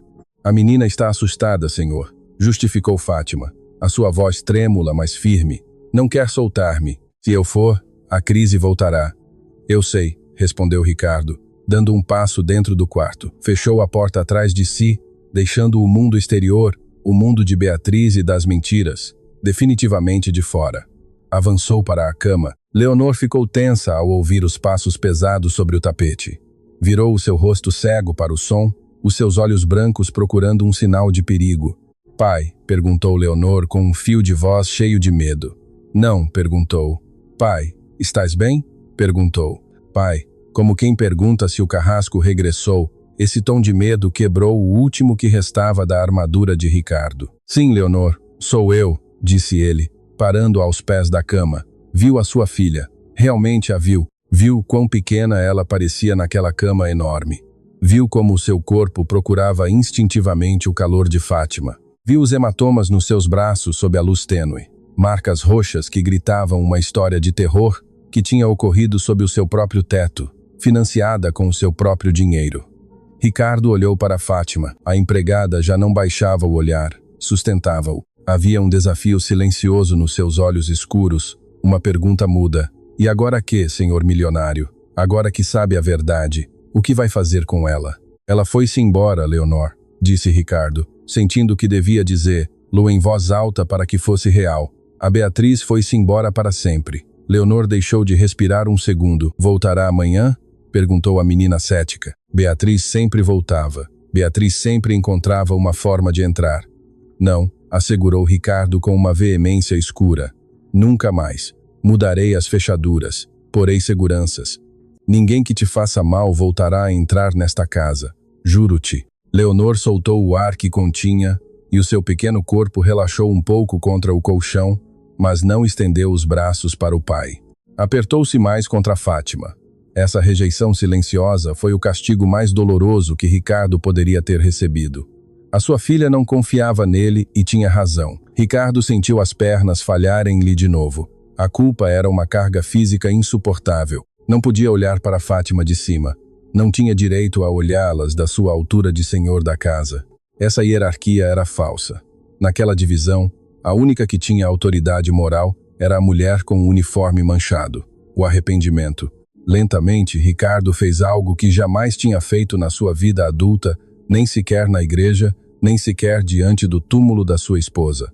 Dobrou os joelhos, deixou-se cair sobre o tapete grosso ao lado da cama, ignorando a dor do impacto, ignorando que as suas calças de alfaiataria italiana se esticavam e enrugavam contra o chão. Ficou à altura dos olhos de Leonor, à altura das mãos de Fátima. Fez-se pequeno, fez-se humano. Fátima abriu os olhos com surpresa. Nunca, nos seus anos de serviço em múltiplas casas ricas, tinha visto um patrão ajoelhar-se diante de uma empregada. Senhor Ricardo, levante-se, por favor. Não é necessário, murmurou Fátima, incomodada pela quebra do protocolo social. Não, interrompeu o Ricardo com a voz quebrada por um soluço que já não pôde conter. Não me peças para me levantar, Fátima. É o único lugar onde mereço estar. Ricardo baixou a cabeça. As lágrimas começaram a cair sobre as suas mãos entrelaçadas, manchando os seus punhos de camisa de seda. Chorou em silêncio ao princípio e depois com espasmos dolorosos que sacudiam os seus ombros largos. Chorou a vergonha de ter sido cego tendo olhos perfeitos. Chorou o tempo perdido. Chorou pela dor que tinha permitido.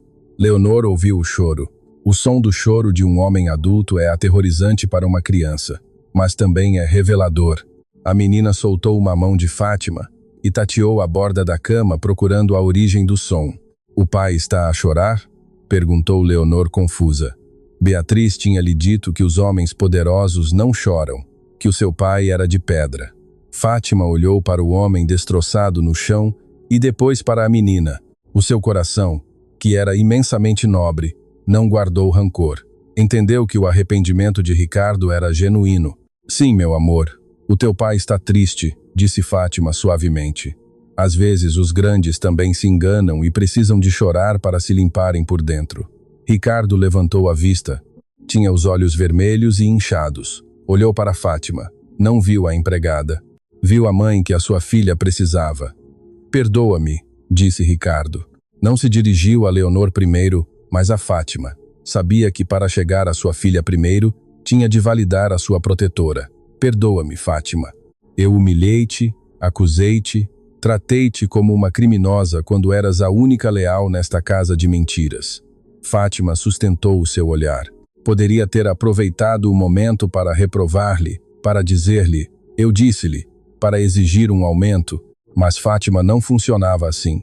Não tem de me pedir perdão a mim, Senhor, disse ela com dignidade. Eu sou adulta, eu aguento, eu sei quem sou e Deus sabe o que faço. Mas ela, Fátima acariciou o cabelo de Leonor. Ela é uma menina. Ela esperava que o seu herói a salvasse e o seu herói estava demasiado ocupado a olhar para o relógio. As palavras foram facas, mas Ricardo aceitou-as. Eram verdade. Tens razão, sussurrou Ricardo. Virou-se um pouco sobre os joelhos para ficar à frente do rosto de Leonor. Tinha medo de a tocar. Tinha medo de que, se a tocasse, ela recuasse como tinha feito com Beatriz. Leonor começou e a sua voz tremeu. Princesa. Leonor virou a cabeça para a sua voz. A sua expressão era uma mistura de curiosidade e cautela. Pai, por que a Beatriz me batia?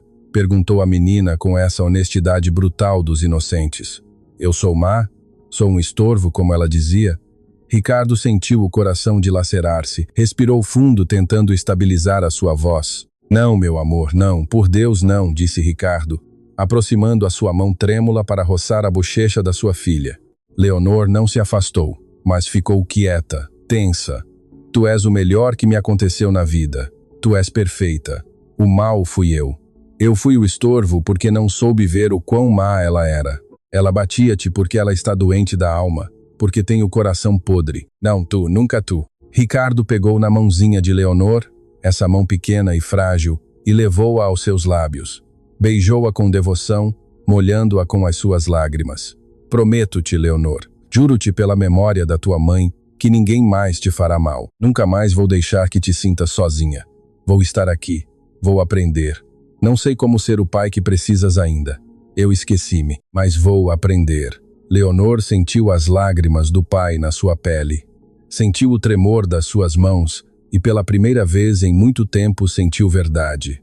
As crianças cegas desenvolvem um radar especial para a mentira, ouvem as mudanças de tom, sentem a tensão muscular. E nesse momento, Leonor apenas sentiu um homem arrependido que a amava desesperadamente. Lentamente, a menina tirou a sua outra mão do aperto de Fátima e tateou o ar até encontrar a cabeça de Ricardo. Os seus dedos pequenos enredaram-se no cabelo do pai. Não chores, pai, disse Leonor. A Fátima diz que quando se chora se lavam os olhos e se pode ver melhor. Ricardo soltou uma risada abafada entre o choro. Olhou para Fátima através das suas lágrimas. A mulher estava a sorrir levemente, um sorriso triste, mas cheio de esperança. A Fátima diz a verdade, disse Ricardo, olhando para a empregada com profunda gratidão. A Fátima sempre disse a verdade. Ricardo secou os olhos com as costas da mão e respirou fundo. Continuava de joelhos, mas sentia-se mais forte do que nunca. Olhou para Fátima e estendeu a sua mão para ela. Não era a mão do patrão que dá uma ordem, nem a mão do que dá uma gorjeta. Era a mão de um homem a pedir ajuda ainda igual. Fátima, não consigo fazer isto sozinho, admitiu Ricardo, despojando-se do seu último grama de arrogância. Não sei do que ela gosta de comer, não sei de que histórias ela gosta, não sei como acalmar os seus pesadelos. Preciso de ti, não como empregada. Preciso de ti como parte disto, como parte da família. Fátima olhou para a mão estendida de Ricardo. Olhou para os seus dedos finos e cuidados, tão diferentes dos dela, mas viu a sinceridade no gesto. A menina Leonor não come coisas verdes e cozidas. Gosta de cruas e crocantes, disse Fátima suavemente, sem pegar na mão ainda, mas começando a educá-lo. Gosta de histórias onde os dragões não morrem, mas se tornam amigos das princesas. E para os pesadelos só precisa de saber que há alguém ao lado que não se vai embora. Ricardo assentiu, absorvendo cada palavra como se fosse a lição de negócios mais importante da sua vida. Ensina-me, pediu ele. Ensina-me a ser pai, Fátima. Pagar-te-ei o triplo. Dar-te-ei o que quiseres, mas por favor não nos deixes. Fátima sorriu e finalmente estendeu a sua mão áspera e pegou na mão suave de Ricardo. O aperto foi firme, um pacto selado sobre a cama da menina que ambos amavam. Não é pelo dinheiro, senhor Ricardo, disse Fátima. Fico porque esta menina é o meu coração e porque acredito. Acredito que você também tem salvação. Nesse momento, a barreira invisível de classes sociais, uniformes e hierarquias dissolveu-se naquela divisão. Já não havia um milionário e uma empregada. Havia um pai, uma mãe substituta e uma filha, unidos pela dor do passado e pela esperança frágil do futuro. Ricardo levantou-se do chão, sentindo os joelhos dormentes. Sentou-se na cama do outro lado de Leonor, envolvendo a menina num círculo de proteção entre ele e Fátima. "Tenho fome", disse Leonor de repente, quebrando a tensão com a inocência de quem prioriza a sobrevivência imediata. Ricardo e Fátima olharam-se e soltaram uma gargalhada ao mesmo tempo. Foi uma risada de alívio, uma risada que limpou o ar denso da divisão. "Vamos procurar algo crocante então", disse Ricardo, secando a última lágrima. "Fátima, ajuda-me a levá-la? Acho que a cozinha é território teu, mas gostaria de aprender onde guardamos as bolachas." "Com gosto, senhor", disse Fátima, levantando-se e alisando o avental, que agora, aos olhos de Ricardo, parecia uma capa de super-herói. "Mas primeiro é preciso lavar a carinha desta princesa." Enquanto Fátima levava Leonor à casa de banho, Ricardo ficou um momento junto à cama. Olhou para suas mãos vazias. Já não tinha noiva, já não tinha anel. Provavelmente tinha perdido um par de sócios por sair a correr do escritório. Mas enquanto ouvia a sua filha rir com a água da torneira, Ricardo soube que pela primeira vez na sua vida era imensamente rico. O clímax emocional. Tinham passado 3 semanas desde a expulsão de Beatriz, mas o tempo na Quinta Castelo parecia ter mudado de ritmo. Já não era esse tempo frenético e corporativo marcado pela agenda do senhor Ricardo. Agora era um tempo lento, paciente, ditado pelas necessidades de cura de uma menina de 7 anos. A cena mudou para um corredor de hospital asséptico e frio. O cheiro a desinfetante e o zumbido constante das máquinas de ar-condicionado criavam uma atmosfera de tensão insuportável. Não era uma clínica privada de luxo onde te servem champanhe enquanto esperas. Ricardo tinha escolhido o Hospital Universitário Central, não por falta de dinheiro, mas porque ali operava o Dr. Almeida, uma eminência em neurooftalmologia que Beatriz tinha descartado meses atrás por considerar um médico de classe média que não entenderia o nosso nível. Ricardo caminhava de um lado para o outro do corredor, desgastando a sola dos seus sapatos. Tinha tirado a gravata há horas. A sua camisa estava amarrotada e tinha manchas de café, mas não lhe importava. Pela primeira vez na sua vida, a sua imagem pública era a última das suas preocupações. Sentada numa cadeira de plástico duro com um rosário de madeira barato entre as mãos, estava Fátima. Não usava o seu uniforme. Ricardo tinha-lhe proibido terminantemente no dia seguinte ao incidente. "Nesta casa não usas mais uniforme", tinha-lhe dito. Agora vestia uma blusa simples e uma saia comprida, roupa humilde mas digna. Os seus lábios moviam-se numa oração silenciosa e constante, um mantra de fé que mantinha à distância o desespero. "Já levam 4 horas, Fátima", disse Ricardo, parando à frente dela e passando as mãos pelo cabelo, despenteando-se com angústia. "Disseram que seriam 3. Algo correu mal. Eu sei, Deus está a castigar-me por ter sido um mau pai. Vai tirar-me a oportunidade de a ver saudável." Fátima parou seu rezo e levantou a vista. Os seus olhos escuros transmitiam uma paz que Ricardo invejava desesperadamente. "Não chame a desgraça, senhor Ricardo", disse ela com voz suave, mas firme. "Os tempos de Deus não são os do seu relógio suíço. A menina é forte, sobreviveu ao desamor e à escuridão. Uma operação não a vai vencer. Tenha fé." "Tenho medo, Fátima", confessou o milionário, sentando-se ao seu lado e afundando a cabeça entre as mãos. "Tenho medo que me paralisa. Se a operação falhar, se ela nunca puder ver, como vou explicar-lhe que podia ter tentado antes? Como vou viver sabendo que deixei a Beatriz convencer, lá de que a sua cegueira era um castigo permanente? Se a operação falhar, você continuará a ser o pai dela", respondeu Fátima, pondo a sua mão calejada sobre a mão trêmula de Ricardo. "E ela saberá. Ela sentirá o seu amor. A vista é um presente, senhor, mas o amor é o sustento. Leonor prefere um pai cego que a ame, a um pai com vista perfeita que a ignore. Você já lhe deu o milagre mais grande", voltou por ela. Antes que Ricardo pudesse responder, as portas duplas do bloco operatório abriram-se com um sopro pneumático. O doutor Almeida saiu, tirando a máscara cirúrgica. Tinha olheiras profundas e o rosto sério. Ricardo saltou da cadeira como se tivesse uma mola. Fátima pôs-se de pé lentamente, apertando o rosário contra o seu peito. Doutor, Ricardo nem sequer pôde formular a pergunta. A palavra engasgou-se-lhe na garganta seca. O médico suspirou e olhou para ambos. Não fez distinção entre o milionário e a ex-empregada. Viu dois pais preocupados. Tem sido complicado, admitiu o doutor Almeida. O dano nos nervos não foi apenas pelo acidente original. O estresse crônico e, bem, o trauma emocional que a menina sofreu tinham criado uma pressão intraocular psicossomática muito severa. O corpo de Leonor estava a rejeitar a vista porque associava ver a dor. Ricardo sentiu uma pontada de culpa tão aguda que teve de se apoiar na parede para não cair. A sua filha não queria ver porque o que via era um mundo hostil.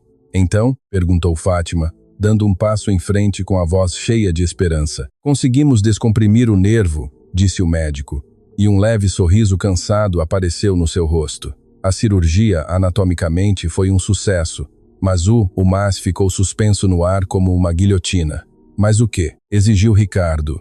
Está a acordar da anestesia agora mesmo e está muito agitada. Está a gritar não por dor física, mas por pânico. Os sedativos não estão a funcionar porque a sua adrenalina está disparada. Precisa de se acalmar ou a pressão sanguínea poderia fazer rebentar os pontos de sutura nos seus olhos. Se isso acontecer, perderá a visão para sempre em questão de minutos. O médico olhou fixamente para Ricardo. Preciso que entre alguém que possa acalmá-la, alguém em quem ela confie cegamente, nunca melhor dito. As enfermeiras não podem tocar-lhe.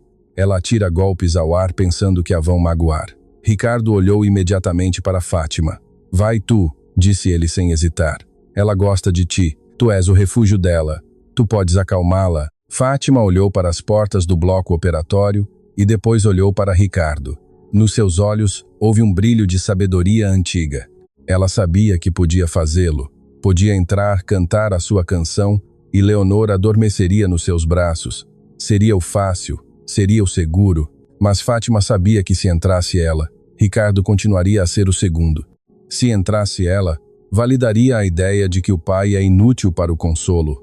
Para que esta família sarasse de verdade, o pai tinha de ser o herói. Não, disse Fátima, negando com a cabeça e dando um passo atrás. O quê? Ricardo olhou-a com incredulidade e pânico. Fátima, não é altura para isto. Ela precisa de ti. Tu sabes acalmá-la. Eu não sei o que fazer. Exatamente. Por isso tem de ir você, disse Fátima com uma autoridade que não admitia réplica. Ela sabe que eu estou aqui. Ela espera que eu a salve, mas precisa de saber que o pai dela pode salvá-la.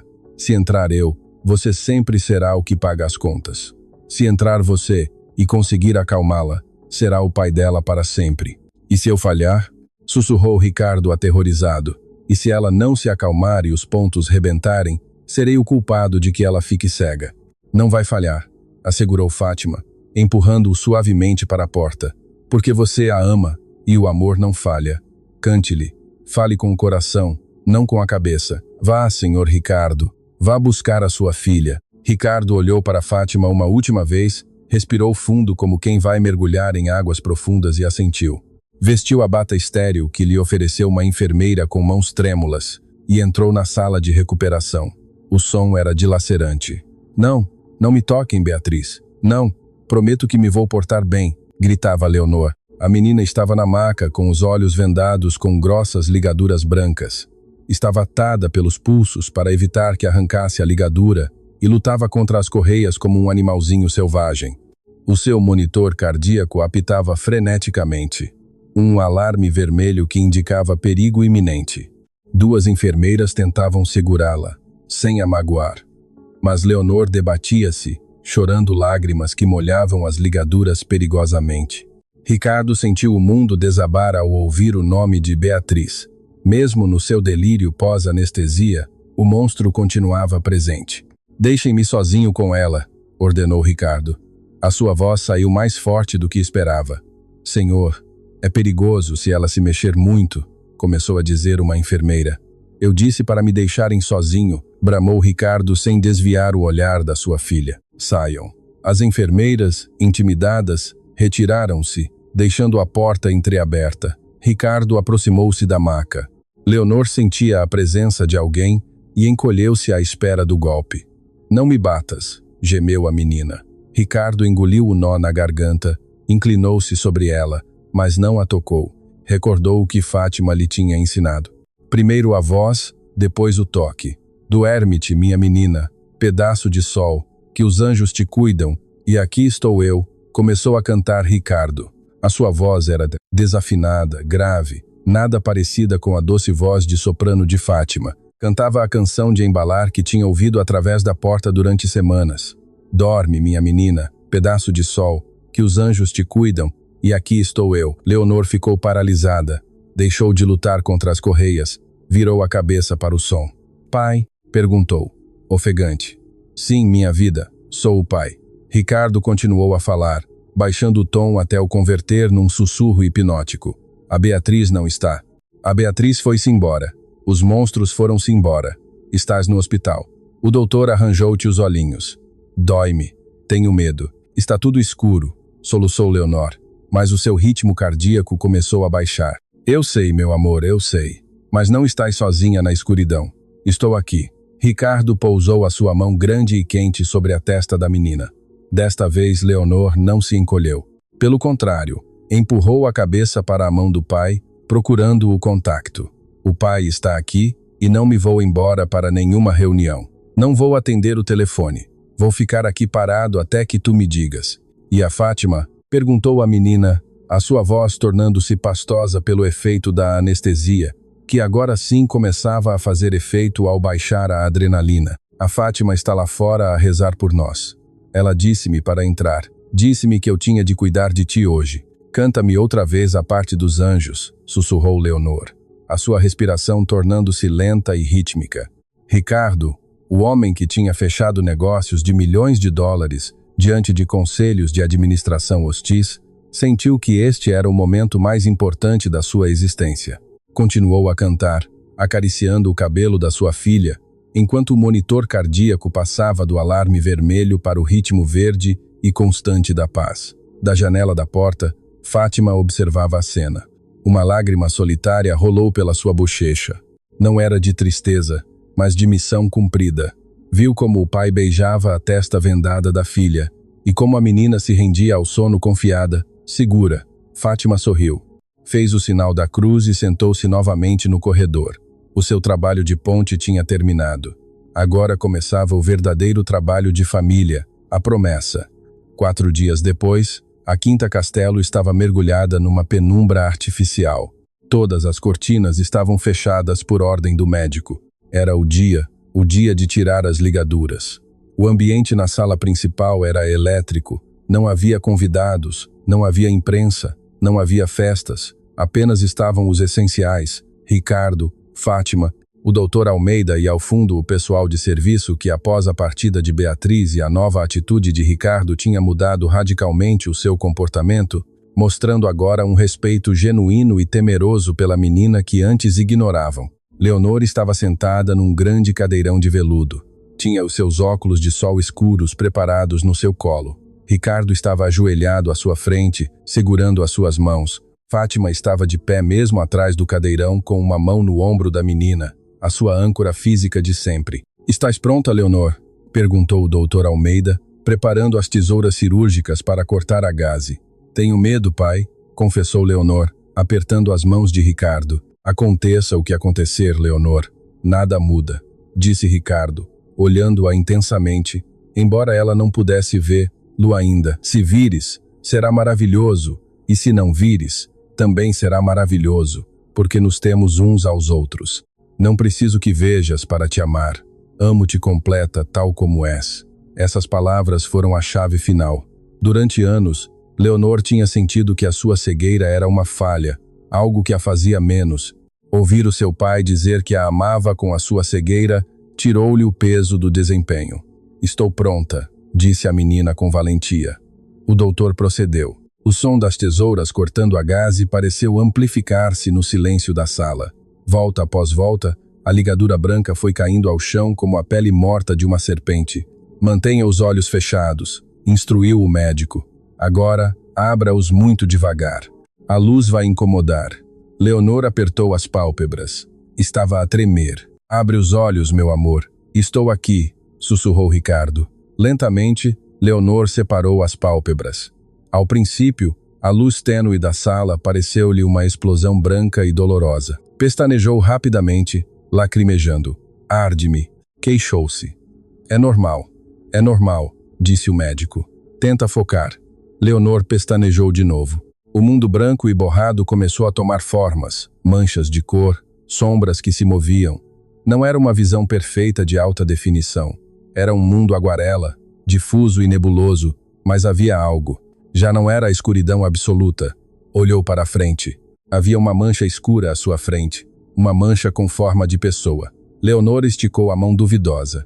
Ricardo ficou imóvel, contendo a respiração com lágrimas a correrem pelo seu rosto. A mão da menina tocou a cara do pai. Os seus dedos percorreram o nariz, os seus pómulos molhados, a barba incipiente. Pai? Perguntou ela. Sim, respondeu Ricardo com a voz estrangulada. Vejo-te, sussurrou Leonor. A frase foi um terremoto. Vejo-te borrado. Pareces uma nuvem com barba, mas vejo-te. Ricardo soltou um soluço de alegria pura e abraçou a sua filha com cuidado, enterrando a cara no seu pescoço. Fátima, atrás do cadeirão, tapou a boca para abafar um grito de emoção. O pessoal de serviço ao fundo começou a aplaudir suavemente, alguns chorando abertamente. Vejo cores, disse Leonor, separando-se do pai e olhando à volta. Vejo algo azul lá em cima, apontou para Fátima. Essa é a Fátima, disse Ricardo, rindo entre lágrimas, sempre vestida de azul, embora eu lhe tenha dito que não era preciso. Leonor virou-se no cadeirão e olhou para a mancha azul que era a sua segunda mãe. Fátima, és bonita, disse a menina, estendendo os braços para ela. Fátima ajoelhou-se junto ao cadeirão, unindo-se ao abraço. Era a imagem da vitória. A medicina tinha feito a sua parte, mas o amor tinha sustentado o paciente.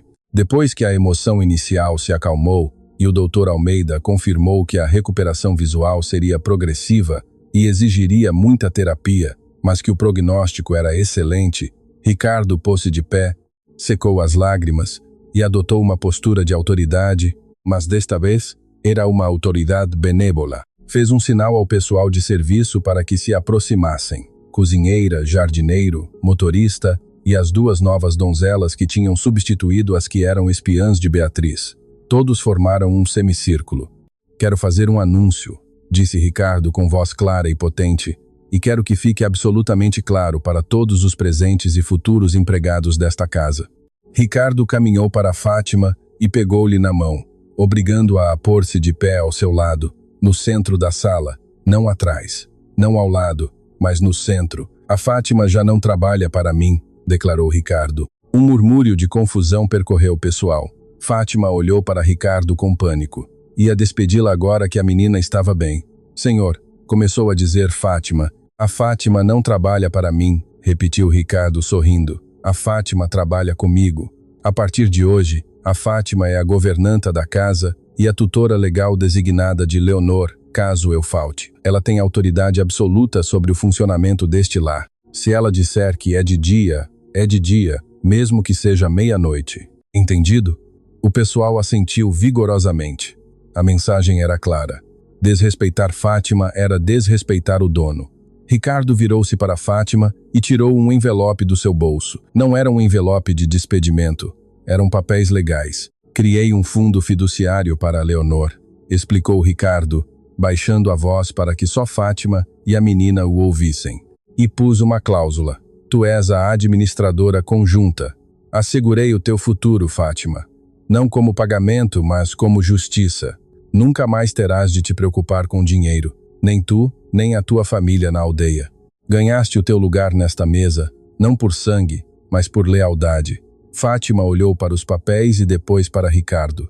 Não sabia o que dizer. Toda a sua vida tinha sido servir, baixar a cabeça, ser invisível, e agora este homem estava a dar-lhe um lugar de honra. Eu só quero cuidar da menina, senhor, disse ela humildemente. E isso farás. Mas falo, hás como a senhora da casa, não como a empregada, disse Ricardo. Depois, com um brilho maroto nos olhos, acrescentou. E, por favor, queima essa roupa velha. Amanhã iremos às compras. Os três. A Leonor precisa de óculos novos. E tu precisas de vestidos que estejam à altura da tua alma. Leonor, que ouvia tudo com um sorriso radiante, tateou até encontrar a mão do pai e a mão de Fátima. Uniu-as no seu colo. Agora somos uma equipa, sentenciou a menina. Ricardo olhou para suas mãos unidas. A mão de um milionário, a mão de uma menina cega que começava a ver a luz e a mão de uma mulher campesina que lhes tinha ensinado a ver a verdade. Sim, meu amor, disse Ricardo, sentindo uma paz que nenhuma fusão empresarial lhe tinha dado jamais. Somos a melhor equipa do mundo. A promessa do título tinha se cumprido.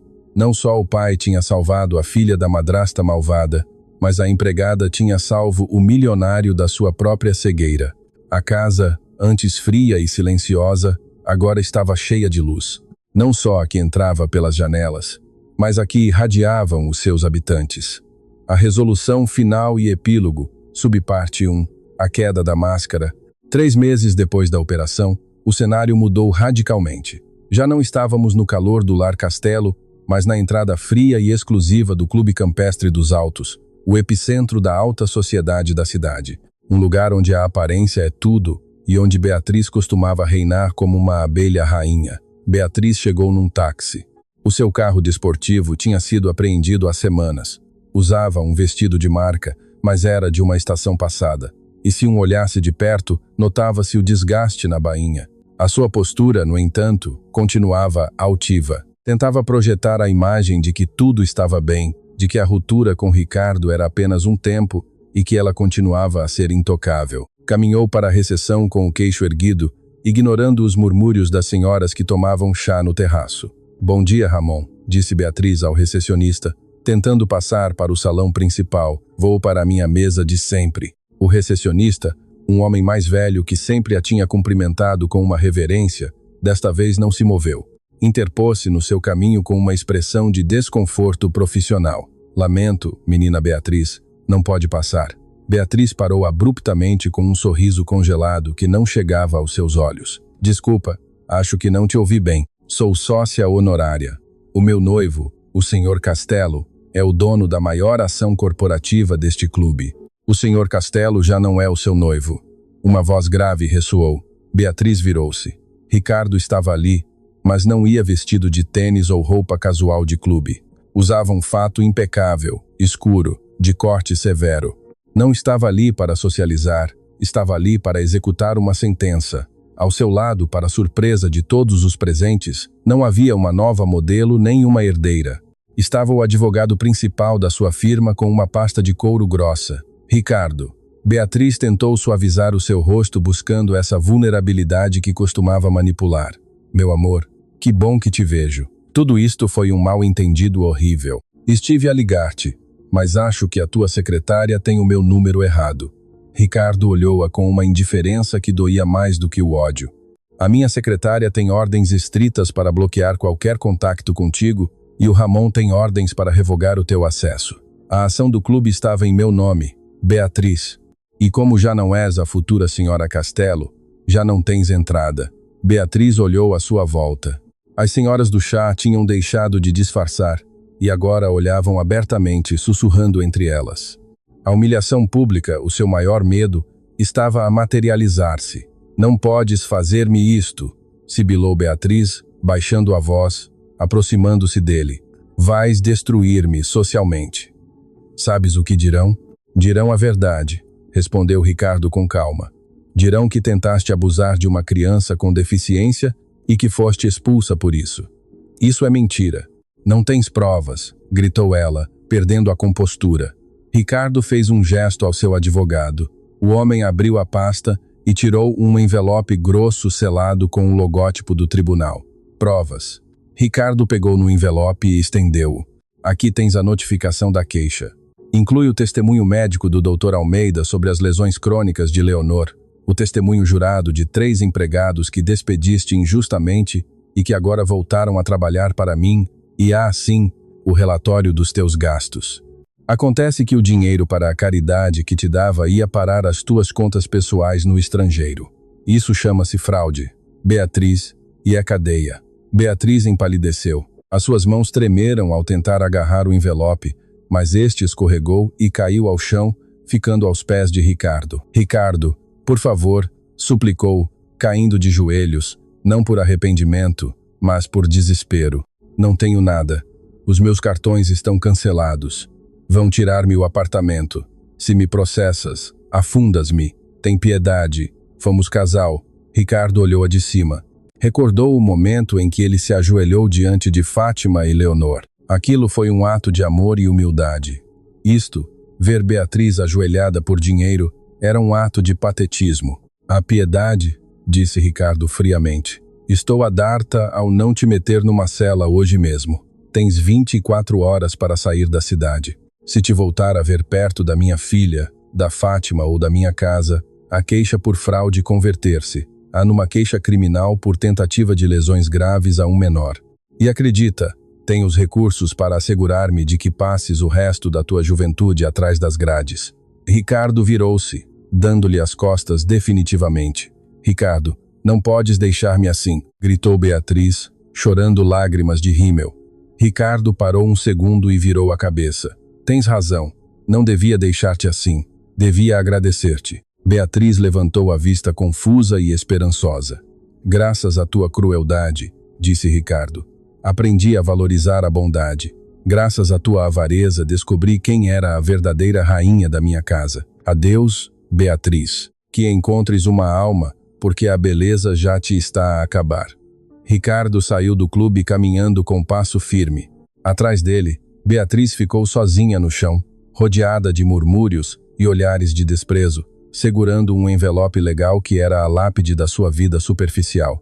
A justiça divina tinha chegado, não com um raio, mas com a assinatura de um pai que já não tinha medo.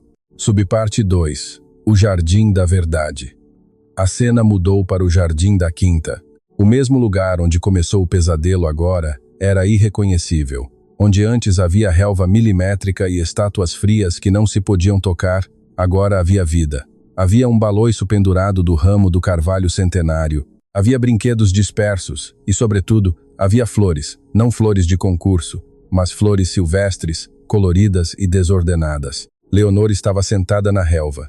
Já não usava óculos escuros, mas uns óculos graduados com armação rosa brilhante. A sua visão não era perfeita. Continuava a ver o mundo um pouco borrado, como uma pintura impressionista, mas via as cores e isso era suficiente. Fátima estava ao seu lado com as mãos cheias de terra, ensinando-a a transplantar umas petúnias. Sente a raiz, minha menina, dizia Fátima, guiando as mãos de Leonor. Tens de tratá-la com carinho para que agarre na terra nova. Se a apertas muito, assusta-se e não cresce, igual que as pessoas. Ricardo observava a cena do terraço com uma chávena de café na mão. Já não usava fato. Vestia umas calças de linho e uma camisa de mangas arregaçadas. Parecia mais jovem, mais vivo. Deixou a chávena e caminhou para elas, sentando-se diretamente na relva, sem se importar com as manchas. Precisam de ajuda as jardineiras mais bonitas do mundo? Perguntou Ricardo. Leonor levantou a cabeça e sorriu. Os seus olhos, antes perdidos, agora procuravam e encontravam o rosto do pai. Pai, a Fátima diz que estas flores se chamam alegrias, disse Leonor entusiasmada. Diz que se as cuidarmos bem, nunca ficam tristes. A Fátima sabe muito de alegrias, respondeu Ricardo, olhando para a mulher que tinha salvo a sua família. Ela trouxe a alegria para esta casa quando só havia silêncio. Fátima corou e limpou as mãos num pano. Só faço o que é preciso, senhor, disse ela com a sua humildade característica. Ricardo ficou sério por um momento. Pegou numa das mãos sujas de Fátima e numa das mãos de Leonor. Tenho algo para vocês, disse Ricardo. Tirou 2 pequenas caixas do seu bolso. Não eram caixas de joalharia cara. Eram caixas de madeira entalhada à mão. Para a Leonor, disse, entregando-lhe a primeira. A menina abriu-a com torpeza. Dentro havia um colar com um pingente em forma de olho aberto, feito de prata simples. É uma recordação, explicou Ricardo, para que nunca esqueças que, embora às vezes vejas borrado, o teu coração sempre vê claro, e para que saibas que o pai sempre estará a vigiar para que nada de mal te aconteça. Leonor pendurou o colar imediatamente, radiante. Agora tu, Fátima, disse Ricardo, estendendo-lhe a segunda caixa. Fátima hesitou. Senhor, não é necessário. Já me deu o fundo fiduciário, o cargo, a roupa. Abre-o, insistiu ele. Fátima abriu a caixa. Dentro não havia uma joia. Havia uma chave. Uma chave antiga de ferro forjado. O que é isto? Perguntou ela, confusa. É a chave original desta casa, disse Ricardo. Encontrei-a no escritório do meu avô. Durante anos eu tive a cópia. A Beatriz tinha a cópia. Os seguranças tinham cópias. Mas esta é a chave mestra, a que abre todas as portas, da entrada ao sótão. Ricardo fechou a mão de Fátima sobre a chave. Quero que a tenhas tu, porque uma casa não é um lar pelos tijolos. É um lar por quem guarda o calor lá dentro. Tu és a dona moral deste lar, Fátima. Sem ti isto é apenas um museu vazio. Contigo é uma família. Fátima, a mulher que tinha suportado humilhações, que tinha sido acusada de ladra, olhou para a chave na sua mão. Chorou, mas desta vez não eram lágrimas de dor nem de impotência. Eram lágrimas de pertença. Prometo cuidar de vocês, disse ela com a voz quebrada. Prometo que esta chave nunca abrirá a porta ao mal. Leonor lançou-se sobre eles, abraçando-os aos dois, sujando-os de terra, criando uma amálgama de risos e lágrimas sob o sol do entardecer. Subparte 3. Epílogo. 1 ano depois. A tela funde-se a preto e aparece um texto. 1 ano depois. A imagem abre num salão de festas cheio de balões e crianças a correr. É o 8º aniversário de Leonor, mas não é uma festa rígida de sociedade, é uma festa real. Há pinhatas, há bolo de chocolate caseiro feito pela Fátima, claro, e a música alegre. Vemos Leonor a correr. Sim, a correr. Usa os seus óculos cor-de-rosa, mas move-se com segurança. Desvia-se de uma criança, agarra um balão, cai, mas em vez de ficar no chão aterrorizada à espera de ajuda, levanta-se sozinha, sacode os joelhos e continua a rir. É uma menina livre. Numa mesa lateral, Ricardo está a servir refrigerantes aos pais dos amigos de Leonor. Vê-se-lhe relaxado a brincar. Um homem aproxima-se dele. É um antigo sócio de negócios. Ricardo, vejo-te mudado, diz o sócio. Afastaste-te muito do círculo empresarial. Dizem que rejeitaste a fusão com os japoneses para ir de férias à Disney com a tua filha e a governanta. Não tens medo de perder status? Ricardo sorri. Olha para onde está Leonor a soprar as velas do bolo com Fátima ao seu lado, segurando o tabuleiro e a cantar mais alto do que ninguém. Status? Pergunta Ricardo como se a palavra fosse um idioma estrangeiro. Meu amigo, olha aquilo. Aponta para a sua filha que acaba de sujar a Fátima com merengue no nariz, provocando a gargalhada da mulher. Antes tinha milhões no banco e chegava a uma casa vazia, onde a minha filha me tinha medo. Agora tenho menos zeros na conta, mas quando chego a casa há barulho, há desordem e há amor. Não perdi status, ganhei vida. Ricardo deixa o sócio e caminha para o centro da festa. Leonor vê-o e corre para ele. Pai, a Fátima diz que se eu partir a pinhata ganho o maior prêmio. Ricardo levanta-a nos braços e faz com que gire. Tu já tens o maior prêmio, princesa, e eu também. Fátima aproxima-se deles com o rosto iluminado pela felicidade. Ricardo olha para ela. Não há romance forçado, não é necessário. Há algo mais profundo. Há um respeito absoluto, uma camaradagem sagrada. São copais, são companheiros de batalha. Prontos para a foto? Pergunta Ricardo. Fátima assente e coloca-se ao seu lado. O fotógrafo da festa grita. Digam família, família, gritam os três em uníssono. O flash da câmera dispara. Congelando o momento, a imagem transforma-se numa fotografia a preto e branco sobre a lareira. A câmera afasta-se lentamente da foto. Vemos a sala em silêncio, mas é um silêncio cálido. Há brinquedos no chão. Há um casaco de Ricardo no sofá junto a um chile de Fátima. A casa respira. Voz off de Ricardo. Pensamento final. Pensei que ser cego era não ver a luz, mas estava enganado. Ser cego é ver as pessoas e não reconhecer o seu valor. A minha filha recuperou a vista, mas fui eu quem realmente aprendeu a ver, e o que vejo agora é perfeito. Fim.